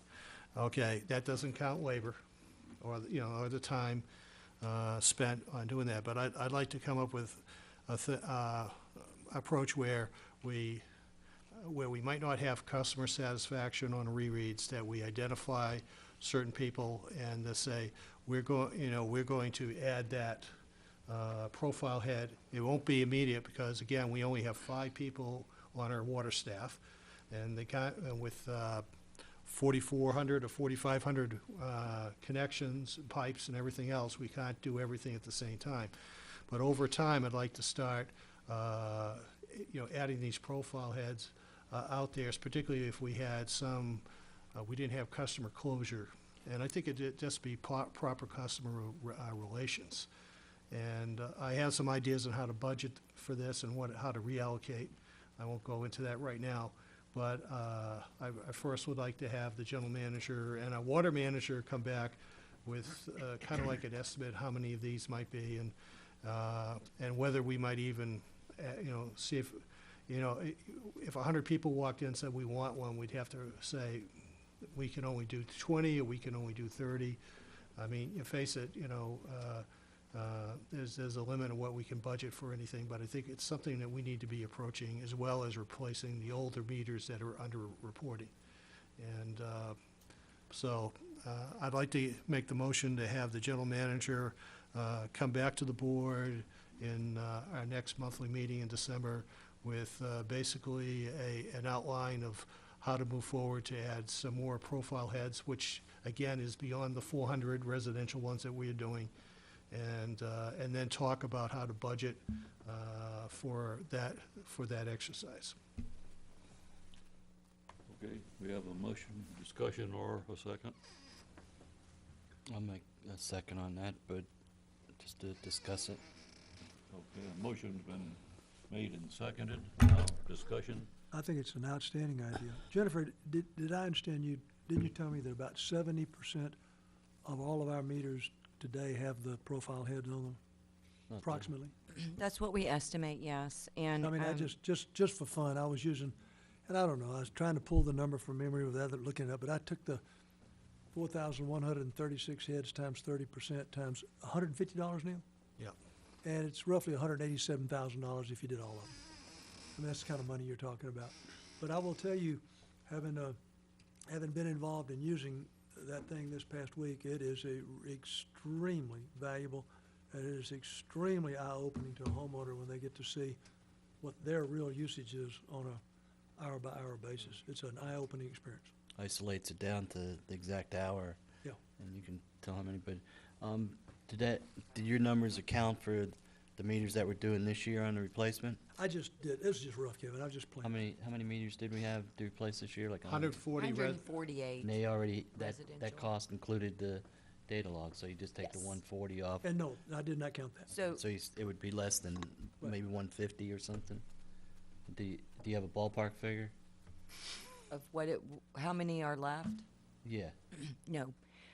What we're Neil's ready to write that check tonight. okay? okay. You know, All that's right, what it then we sounds do. like. It's no. We are working on getting a list together. The profile heads were not marked in the software, so we know that after a certain date, if it has a new meter put in, we've also contacted Badger, and the guys kind of know the areas where they've been switched out, where most have been, but we've contacted them, and they said if we can send them a list of the Orion Head ID numbers, they'll be able to tell us if that is a profile or not. So we're going to pull that list down and get it off to them. I don't know how long that will take. We have a good idea. We think it's about 30% still need them. So we could budget from there, but to get the actual list, because we're going to need an actual list or we're just running all over town, we're going to have to work with them to go through and identify the ones that are not Orion, that are not profile heads. I've also asked the ladies, I wanted to find a searchable field in STW, so we've found a way that we're going to put right now you just put an OR in there if it's an Orion head. That's what goes in a certain field. We're going to put ORP so that we know that it's a profile. All of those that we did recently, we went back in and we did that. So we made them an ORP. So we can now start keeping track. Unfortunately, they just didn't keep track of that when they first started putting these in. So this is a way that we can start keeping track of who has the profile head. If someday we switch to some other type that does something fancier, now I think they'll know why it's important to keep up with that what type it is. So in that specific field, we'll be able to put that in. So we're going to have to get them all caught up, to what we know is profile heads. But more importantly, what I want to figure out first is what is not, and get that going. And then in the background, they can be going in and changing those in the old ones. That's just something clerical they can work on. Based on our budget, 30% would be 1,250 rounded. And you just subtract out the 148, that basically would take us down to 1,100 that we wouldn't be addressing this year. And so it'd be interesting to see if and when you pull all that data together, what the targeted number may look like. And I also applaud, you guys for, trying to keep now track where the profile heads are, what the age of the meters. I mean, the way we had to back into the old meters was innovative, but again, we have that gap from 1999 up to almost recently where that type of information wasn't being properly recorded. What is so neat about that information is it's an Excel spreadsheet, and it's so easy to go in there. You can spot trends just like this. You can say, it's the same hour of the day. Without question, it's a sprinkler system going on. And you can then add up what it is. And I tell you, people just are shocked. Next month, I'm going to make the motion that our Grand Master of Data Logs, Director Carr, will make, along with this program, is to make a video that we can put on the website of him how demonstrating how to read the data log. Because I know he'll do a much better job than I ever could. And Neil, one little side benefit is that thing will show you if somebody. This is amazing. He's quiet has tonight. a slow leak, because you don't have water coming through there every hour of the day unless you have some kind of leak. And when you grab one of those things, and there's 1 to 2 gallons every single hour of every single day, they absolutely have got a leak on their property somewhere. Okay, There'll be Call some for that beg to differ with you, though. there's no further discussion. We'll call for the vote. Jennifer, did you have any objections to this proposal? No, we've actually already been working on that. All right. We'll call for the vote then. All those in favor? It is unanimous. Item 6, consider and take appropriate action to approve contract extension with AT&T for tower use on 2114 T.W. King Road.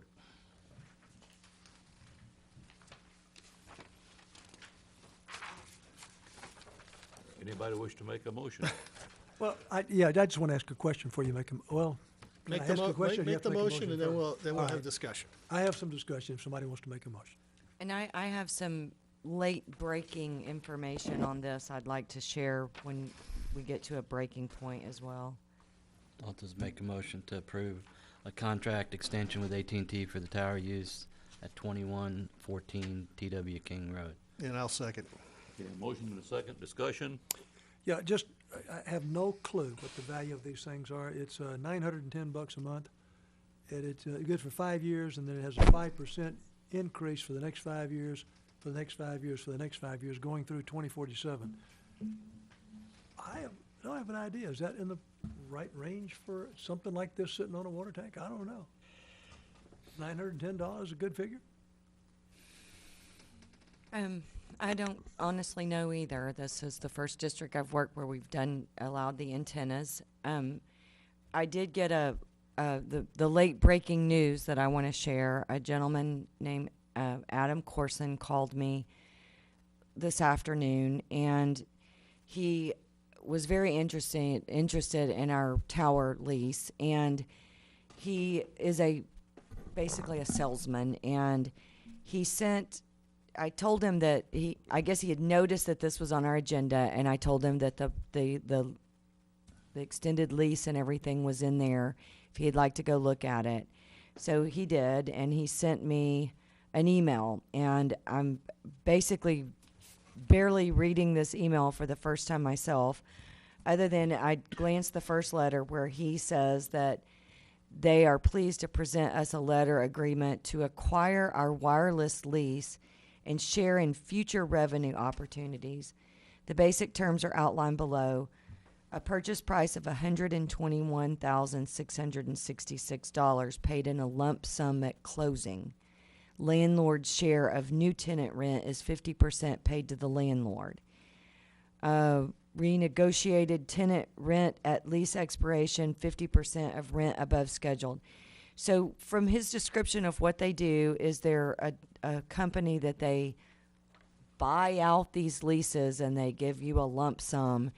And it kind of reminded me of those attorney commercials on TV where you have a settlement paid out and then they're going to give you the lump sum. And so I didn't really understand it, but I felt like it would be only fair to mention that I got this late this afternoon.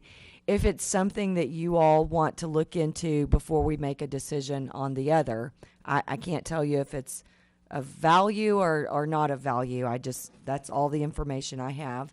But he did have a list of other municipalities, none of which are in Texas, that are going through this service. I guess to kind of get back to the topic at hand, I have personally never been a big fan of antennas on elevated storage tanks, and that's only because the very first one I ever encountered turned out to be a real nightmare. When we got ready to do the tank maintenance, we ended up having to pay to remove it ourselves because we could not get them to come do it. It delayed our contractor, it delayed the contract, we ended up paying some penalties. So I guess it just left a bad taste in my mouth, and like I said, I've never been a fan of these leases, but it is a good source of revenue that the district's had for a long time. And what AT&T is wanting to do is to extend this lease for, Pam, do you recall? It was quite a long time. It Well, was 2047, 2049. 5 years with 5 extensions. 2047. Yeah. Wow. Well, I noticed when I was looking at this in the 1995 contract, if that one had been carried through to today, it would be 14,600 per year, and it would be that going forward. Now they're proposing 10,926 per year. That will go up in 2022 to 11,472. And they're saying that on the basis of, things change, the market's very competitive, those are the types of words he's using. But I just wanted you guys to be aware of that the amount they're paying you is actually going down. Well, I saw that, and one of my questions to you is, are they basically canceling the old lease agreement? If we sign the new one, we are amending the old one, but has AT&T, and this particular person's from San Diego, I noticed, have they gave us notice they're canceling this, or our existing one that we have right now as far as, I don't see why we should be losing about $450 a month on lease payments. And again, I think Director Thomas had a good question too. What's the market for cell tower antennas on just cell tower antenna renters? I mean, we're not the only water tank in the area that has an antenna on it, and so I guess I have the two questions. The first is, if we don't sign this amended lease agreement, are they canceling the existing agreement? He did not say that, and his letter says that it's essential that we conclude this process within the next 60 days to ensure a continued business relationship. And I didn't understand his urgency. I didn't Was really this figure either. $121,000? The other guy, yes. That's the other guy that called today. At the contract with AT&T, that's equivalent to only 11 years, and yet AT&T is willing to go with a 30-something year contract. If you take his 910 times 12, divide it into 121, it's 11 years. That's a horrible deal for us. The other guy? Yeah, the guy that sent you the email. Guy sent you an email, that's a horrible deal. I don't fully understand what he's offering, so I'm just saying if it's something you want me to pursue, I will be happy to do so.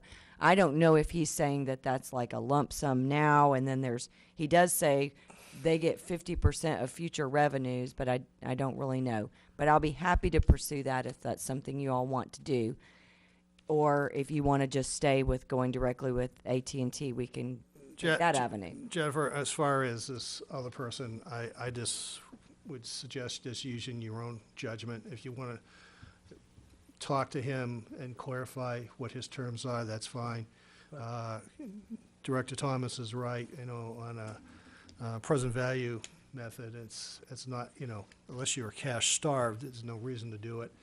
Well, as I said, it really reminded me of those commercials. I just couldn't see anything good coming out of it. So I'm good with not even discussing it, other than thanking him for his time. I'm just, thinking about how his search engine is going through all the posted agendas around probably the state of Texas and other places. And so he has a good algorithm going there, I can tell you that. But again, I just leave it up to you and your judgment. If you want to get additional facts, I don't have an objection. I'm not, I'm wary of this type of offer.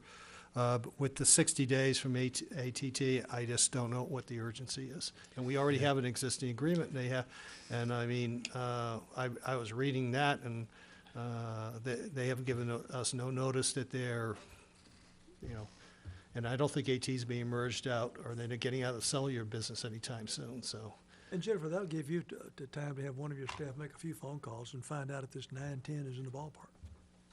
And I've got some concerns about the language that they want inserted, because it turns a lot of your fiduciary duty over your tank over to them, and I don't like that at all. That was That's some of another the reason not issues to I do it. had. I just did a quick search, and I mean, you can, the lease go, in Texas, a couple cities in Texas, it goes anywhere from like, 9,600 up to 40,000, depending on where it's located at. There's another one that was 18,000. That was like 5 years ago. per year, so I think we need more information on this. I agree. So I withdraw my motion.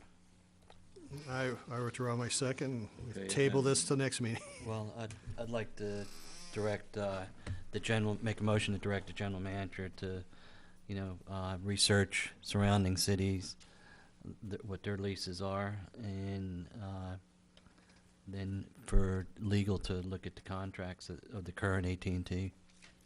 I'll do it. I'll second that. We have a motion and a second. Any discussion? I would like to get a clarification. This contract that Connie White signed back in 95, or is it 85? 95. 95, specifies a length that goes up every 5 years after the first 10 years. It starts out at, what is it? I've got to find it, right paragraph here. In favor of this motion? It'd be up to 14,000 today. Yeah, it should be 14,000 now, shouldn't it? Yeah. 2015. Is it 14,600? Do you know? It's the 910. $10.53 a month. How much? 910.53. Right. That's not 14,000. No, it's not. 9,010.53 is 10,926 Yeah, a but year. the contract said by That's right. 2015 it should be at 14. That's right. It should be 14,600. That's what I was noticing also. Yes. There was an amendment somewhere in between there. I think it was the first amendment or the second amendment that I've seen. It was issued, I guess, done right before I came here. Remember, Renee, because we had to go back and find it, and we ended up having to get it from AT&T. But the manager had back in agreed to a 2010. lower amount. Yeah, it was back in 2010. It agreed to a lower amount. I was wondering about that. Okay. And I don't really know what the circumstances were around that, but there was a reason that it was done. At the time, they were saying they were going to pull it off, Pull it and off. we'd have to, there was even discussions about how much they'd have to come out and remove all their equipment. But that was around 2010. And I remember it because The it was last still a one that- singular contract. Since I've been here, we did an amendment, but it was kind of it didn't extend the contract at all. It kept the amount the same, but I negotiated that they would remove all those old antennas, even the ones that didn't belong to them, because there was another cell company that had done a contract and then they never removed them and they never paid anything. And so each one of those antennas puts basically a little hole in the tank. And so I negotiated that AT&T, while they were removing their old antennas, they would remove that other cell company's and repair all of that to our standards. And they did, and painted it. And that they dedicated that building that's out there. They had two buildings, and one was abandoned by AT&T, and so they gave us that building. We still haven't really done anything with it, but it's a very nice little concrete building out there that we might use for storage or something in the future. And what Jennifer's talking about happened in 2014. Right. So, and that one's titled Third Amendment. So there was a first and second amendment. And now they're We requesting got a to do fourth. some homework on this Okay, one. we have a motion. I don't believe we got a They second. withdrew I it. second. They We- both withdrew No, their. we made another Oh, motion. I'm sorry. Been another one, And I second to basically have Jennifer. Oh, that's right. Do some more homework. Yeah. Got it. Thank you. I'm sorry. we have a motion and a second. There's no further discussion. Call for the vote. All those in favor? It is unanimous. Item number 7, consider and take appropriate action regarding termination of posting notice of meeting agendas at Denton and Tarrant counties as allowed by House Bill 3357, effective September the 1st, 2015. We have a motion. Well, based on the information sent in the packet, sees no reason why we need to continue to do this, so I'd make a motion that we stop it. I second. Motion and a second. If there's no further discussion, we'll call for the vote. All those in favor? It is unanimous. Item 8, consider and take appropriate action to approve a right-of-way encroachment and use agreement between the Town of Trophy Club and Trophy Club Municipal Utility District Number 1. Jennifer, any comments? No, I don't have any comments. This is the agreement. Pam had submitted a few little changes to the agreement, and the town agreed to those, and they've approved this, so it's just ready for approval. Okay, do I have a motion? I'll make the motion that we approve the right-of-way encroachment and joint use agreement between the town of Trophy Club and Trophy Club Municipal Utility District Number 1, as presented in the packet. Do I have a second? Second. We have a motion and a second. If there's no further discussion, Yeah, I have a little discussion here. When first time I read this, I saw something in there about it's like a covenant that travels with the property. Well, I remember you asking a question about that. What page are you on? Well, I'm trying to find the exact paragraph that says that applies approval within. What page is this in the agreement as far? Page 145, well, approximately 145. 145. Yeah, it Helps. starts about, 144.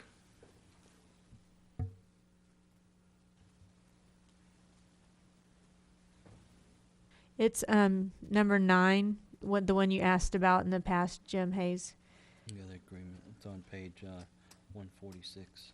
Okay, 146. This agreement Agreement. shall bind all future owners of the property and shall for all purposes be considered a covenant running with the property. Yeah. And I know you were concerned about binding future boards.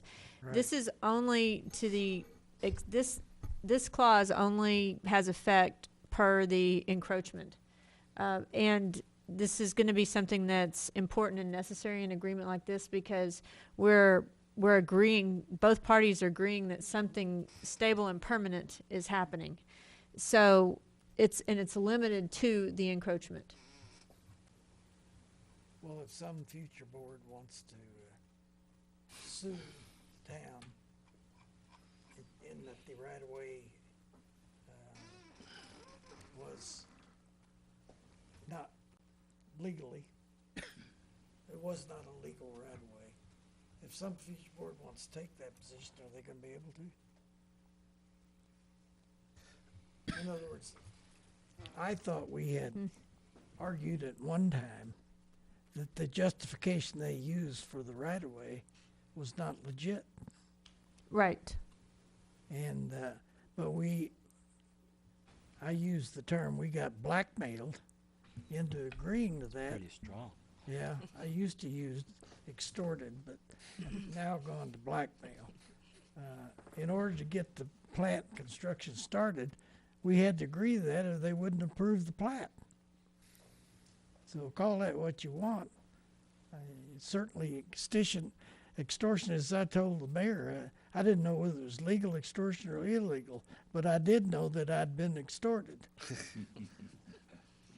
And so I would certainly like to be in favor of giving a future board a chance to litigate that.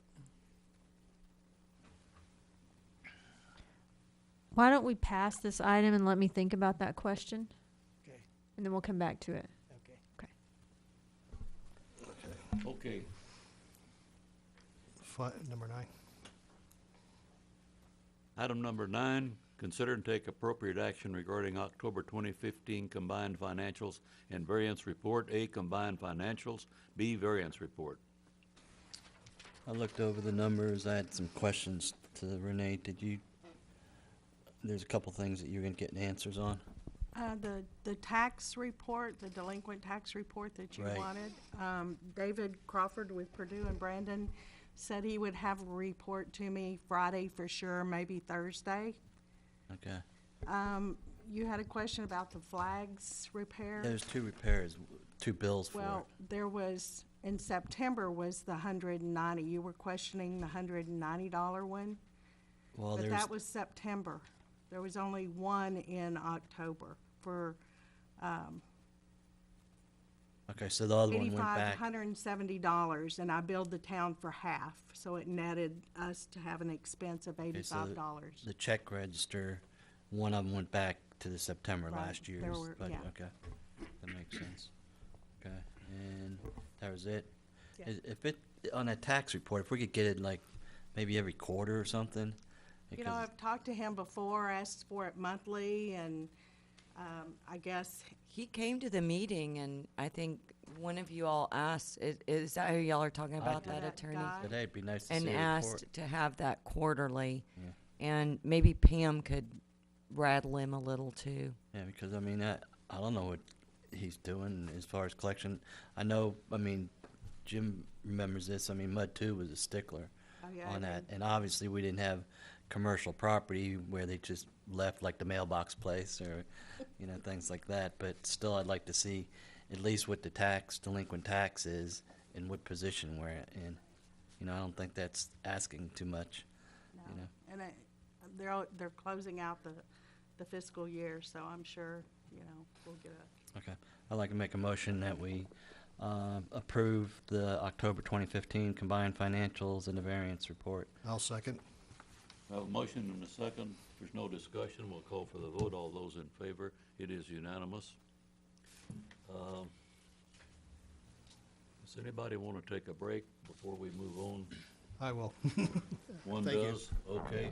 How about a 10-minute break? Please be back at 10 after 8 at the latest. Well, actually, we didn't. We took a break, but next item on the agenda is the reports and updates. General Manager Monthly Report for October 2015. Does anyone have any questions about the water system report or the wastewater system report? And I do want to point out that I managed to catch it up. We have September and October in here, so we're all caught up on the wastewater reports. Are you asking about questions? We noticed the wastewater, by the way, getting up to date. On build versus pump, where the, trying to get down to it, hang on. It's on page 237. Yeah, in there. I noticed, our build was 208,951,000, and our pump was 206,731. Of course, the prior month, it was the reverse. We were, billed 123, well, call it 124, and pumped, 142. Pretty much on even basis, and, is this more of a timing issue versus the 25th when things are billed and the end of the month? As far as the different flows, I mean, we're a lot closer than some other months as billed versus pump. Well, there are differences in the number of days. Yes, that definitely makes a difference. But I thought you said that you saw it was 123 or something. No, in the prior month, in September. Okay. Yeah, I was gonna say, because it was prior to 108. Chilcookie, we had 123 billed, and we had 142, I'm rounding here, 142 pumped. Now this month, obviously, because of all the rain and everything, we have call it 109 billed and 107 pumped, just to round it, so. But I know part of that is the difference in, from the 25th to the end of the month. Yes, there are differences in the number of days in each of those. All right. Jennifer, question on the same subject. 935, all of last year, all of 2015, 935 pumped, 815 billed. Where are we losing the other 120 million gallons of water? Well, Jim, you have to go in percentages, and what's happening is that's roughly 87%. And what we have is we have the older meters that are under reporting. I think the majority of the water loss that we're seeing is in under-registering meters. Boy, I'm glad you're on a path to fix that. That's a lot of lost water, which is a Yes. lot of lost revenue. Yes. Well, the other thing too is, as the PID has increased, this differential, has increased. If you go back to 2006, 2007, and you can look right here, and you look at the total years, ever since the PID's being added, this differential has been increasing. And one of the problems we have is on the 8 points that we connect from our system to the wholesale, to selling wholesale to the PID, there's no meters. So we have no way of knowing if there's unmetered water being used on the PID side. Okay, and until the town installs the meters at those connection points, we really can't rule out. But you can't look at 2008, 9 up till today, and you'll notice it starts at 94, it's 93, 92, 90, 88. So if you run those the percents, take the total year billed versus the total year pump, you're going to see an increasing differential. And one of the factors that I think you have to consider is the number more PID connections that have been added. So, and one reason we can't track it down as a system is we don't have meters on those 8 connection points because the town never installed them. Because, you know, Neil, the thing that rang my chime was the volume is so large, it's a lot of money. They were not, you know, obtaining. And so if the meters are a major cause of it, Jennifer, get after. But you see, Jim, you're also into large diminishing returns because if you take the number of, if you want to get to 92.5%, okay, which is kind of like a nice ideal thing, okay, if you look at how much water that is and versus the cost of replacing all the old meters, you're into you've got a loss situation. Because it'll cost more to replace all the meters. Take a long time to get a payout. So now you want to say, okay, what's my return? Well, we could factor it out, but it's going to take a lot longer. So I think what we're doing is a more measured approach. We take a certain amount of money every year, and we keep knocking down on the old meters. And again, if the town would ever bother put the meters in as they required, then we could also eliminate another component of trying to figure this out. But I think it's a combination of both. Yeah, just to clarify, the meters are the town's responsibility. Exactly. TCEQ gave them an alleged violation over those meters. What the status of it is, I have no idea. But they were dinged, you know, on their inspection for those meters. Well, I think she said something, it helped me a lot. If in fact, a lot of this loss has to do with these older meters that are not registering properly, as we replace them, this gap will close to some degree, which is good. Yes, that's the goal. I heard you say 92.5 would probably be okay. Percent. Yeah, percent. Is that from some official agency, or how did you get that? No, it's just from being at AWBD and listening to the discussions. I mean, various ones down there. And to face it, 88% right now, if we can close the gap and get into the 90s, it would be very good, you know. There's some of them down there, they were like over 20%. I know, but I mean, I know Kevin has attended those before, and we've looked at checking our system and so forth, but I think it's reasonable to assume that it's a combination of the older meters and possibly something in the PID. And because, as I said, run those numbers as far as year-end billed and year-end pumped, and then look at the number of PID connections keep going up. So maybe it's not there. Maybe it's simply the older meters. Maybe it's, but until you have to, it's like a detective. You got to eliminate all the possibilities first. Jennifer had a brief question on your next chart, which had to do with a list of active connections. Just looking at the titles on the left-hand side, these are strictly residential. Commercial's not included in here.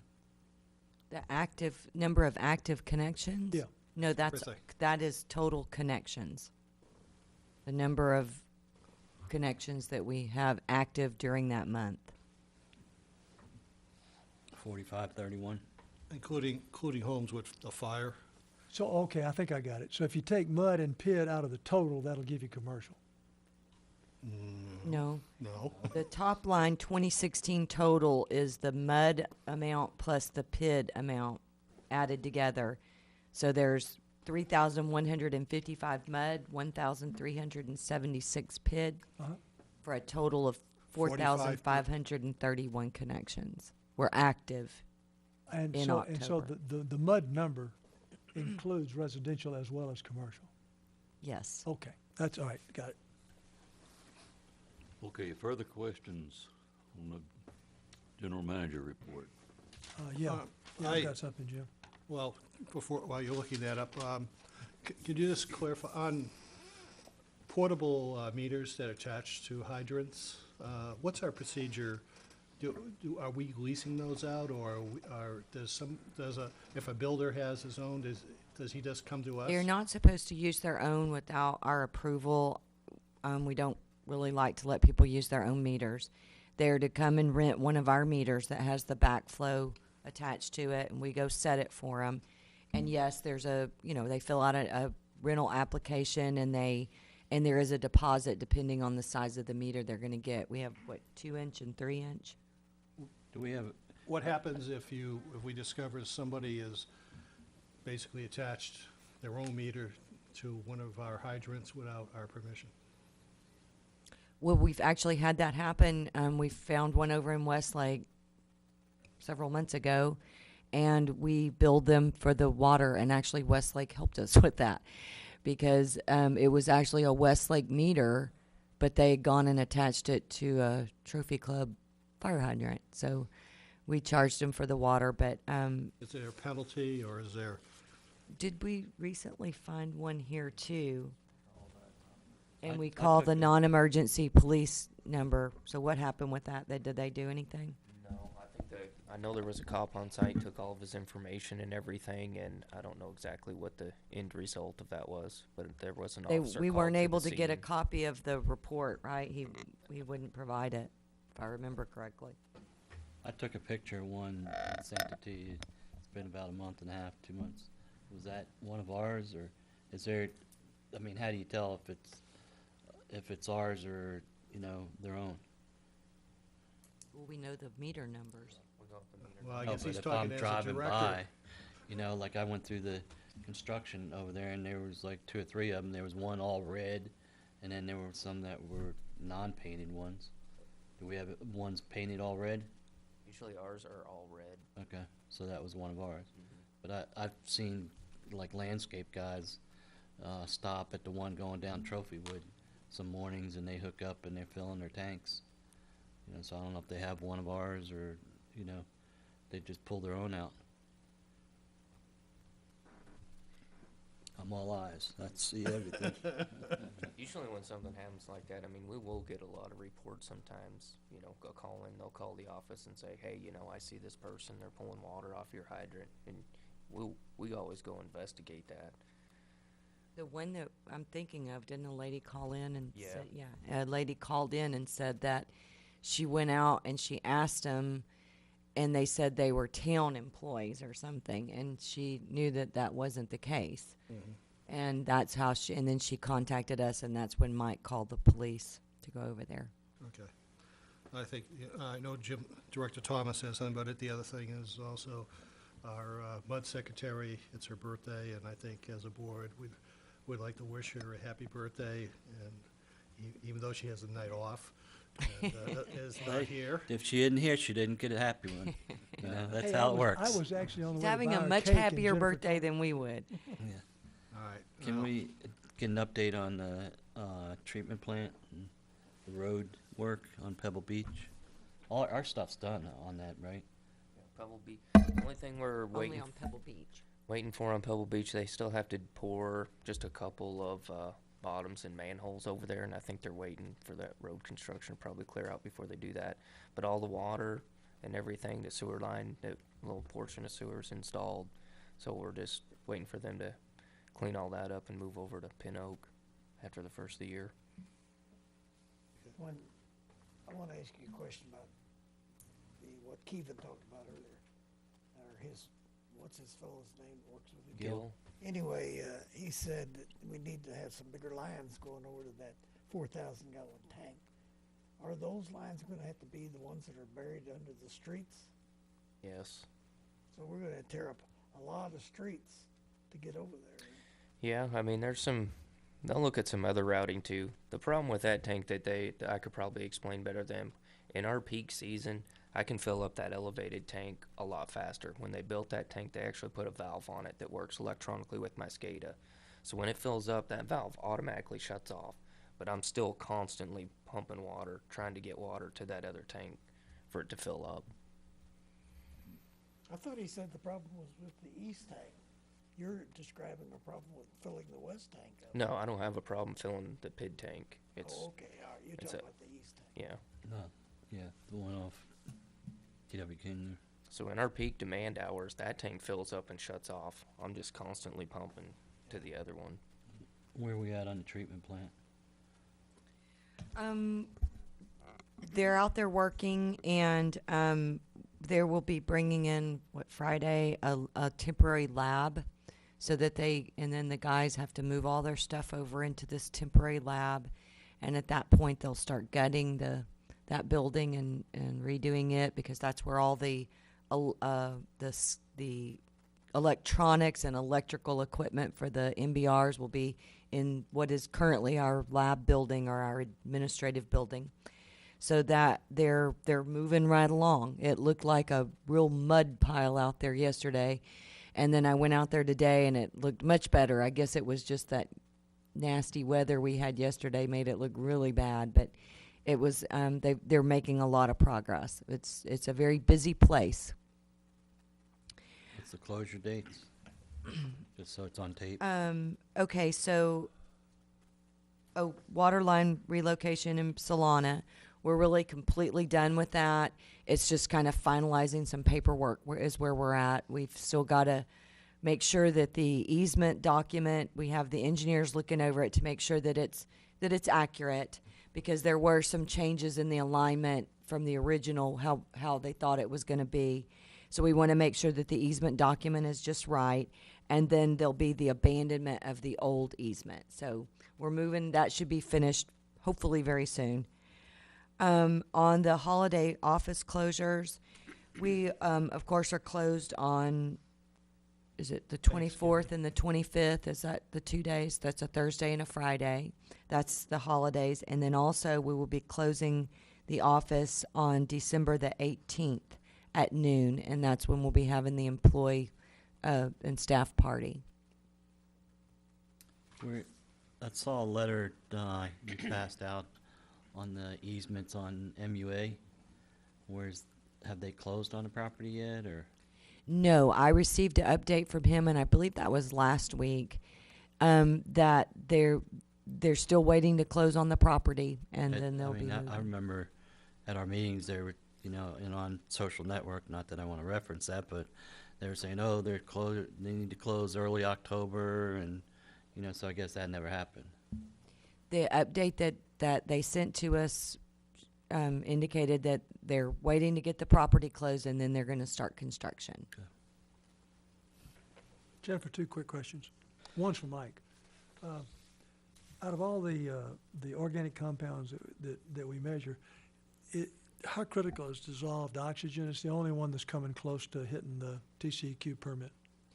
Well, Mike, you want me to answer that? I think you can. Yeah, I mean, we're required. that one looks kind of tricky, Jim, because different from the other parameters, dissolved oxygen has a minimum. In other words, the limit is a minimum instead of a maximum. You don't want the oxygen in the water to drop below the 6. So as long as you're at 6, you're good. And ours is usually much higher than that. And so actually, if you look at this, it goes from 8 all the way up to 6.5. I mean, to a low of 6.2. So we've always met the DO. So that line is just the reversed. graph is basically flipped upside down from the rest of them because there's a minimum instead of a maximum. Well, that makes sense. When it goes down below that, doesn't it start killing off all those bugs and stuff? It can, yes, My and little it friends, can. my If little friends. yes, it can. That's when it can start killing. Living. If it were in a lake and the DO goes low, that's when you have a fish kill. And Jennifer, my last one had to do with the website analytics. On page 248, when we say that this 58.2% are new visitors and 41.8 are returning visitors, reverse. 52.8 is returning and 41.8 is new. Is this strictly just for this month? Yes, this is a monthly So I could be, analytical. I could be pounding on the thing 40 million times a day last month, but if I didn't come in this month, I'm shown as a new person when I come in the first Oh, time. I see what you're saying. I don't know the answer to that. That's a good question. I don't know if Yeah, if you clear out your history files and stuff and come back in again, it'll it think you're a registers new as a visitor. That's what I'm wondering, because otherwise you expect this returning visitor to be much higher than it is. I It's mean, really most- the, I don't know. it's the Most IP peop- address. Yeah, I'm Yeah. thinking it must be, it clears itself out at the end of a month and starts over again. I've got two more, but they're for Danny. I'll wait for him to talk. I think we're done with that, so, Okay, on the fire. there are no other questions. Item 11, Fire Department report. Chief Thomas. Thank you, Mr. Moss. October is one of those months where we burn candle at both end, and the staff is extremely busy. It's Fire Prevention Month, where we're doing fire education to all the kids. We had truck training where we had about 6 days of extensive training on the truck. We had all of our dead-end hydrant stuff that the guys had to fit into their daily schedule and stuff like that. So it was pretty busy, along with the call volume. We had 66 fire calls and 32 EMS calls, so busy month. Nothing serious. We had 4 structure fires. We had 2 in Roanoke, or 1 in Roanoke, 1 in Westlake, 1 in North Richland Hills we helped out on, and 2 out here that turned out to be nothing, but they still were reported as structure fires. So, Any questions for Chief How- Thomas? How are we on firefighters? I understand like 2 or 3 of them have departed. yeah, we were down. We had approval to hire 1 in January, and then we lost 2. We lost 3. I'm sorry, we Right. did lose 3. We lost 2 to Frisco and 1 to Argyle.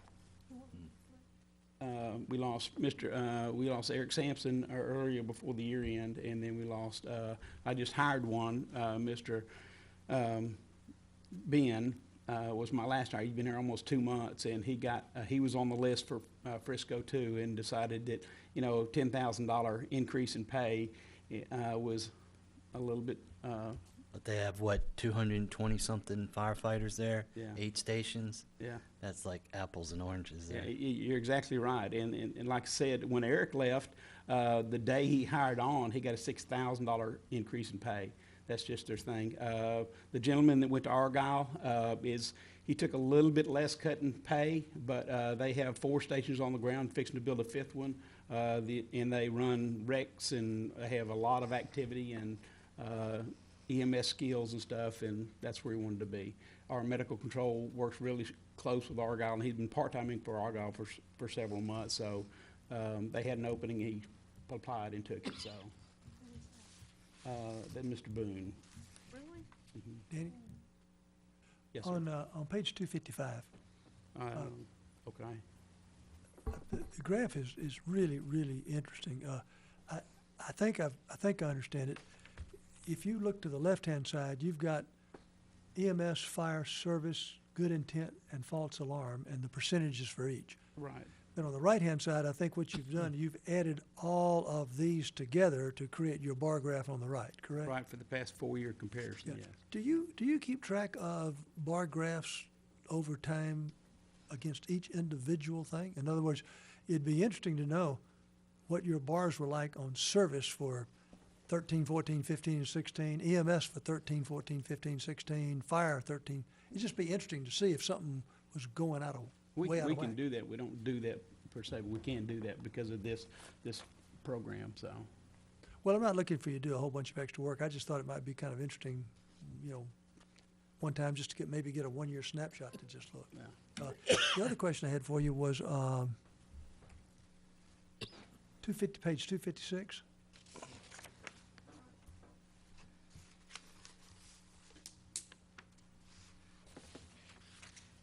Uh, 2013 through 2016, the EMS calls are relatively flat.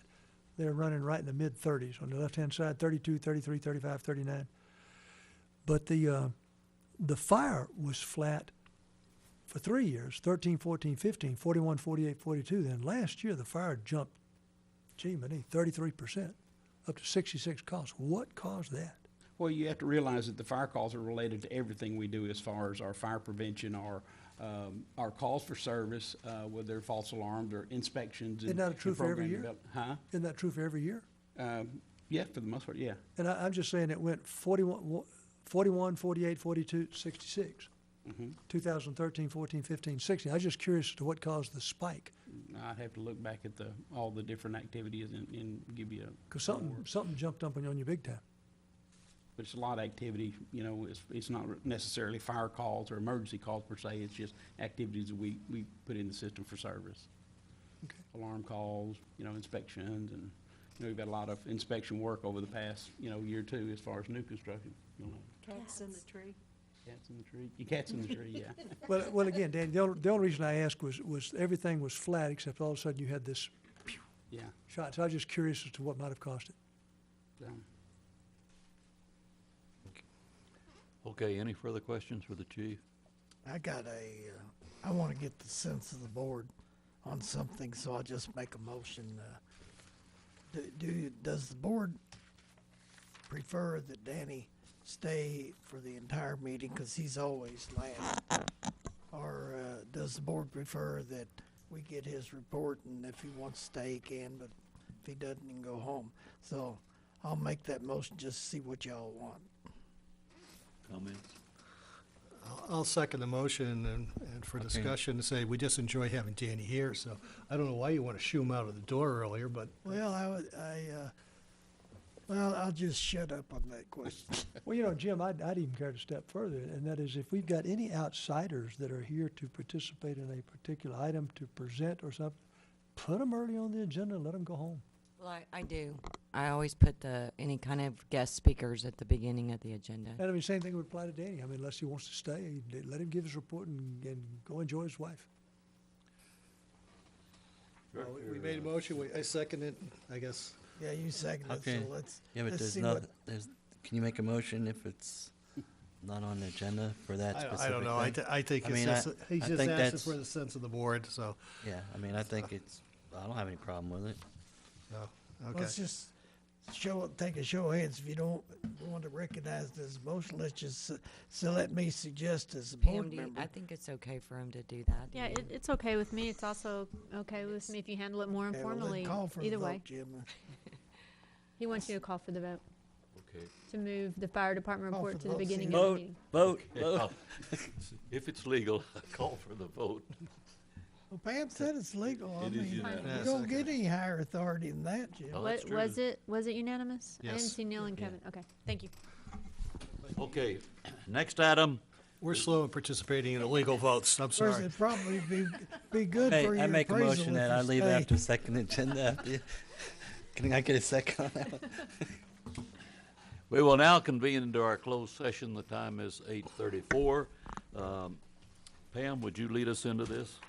I'd be glad to. And in addition to what's posted here, there's some legal advice I want to give on the item that we passed.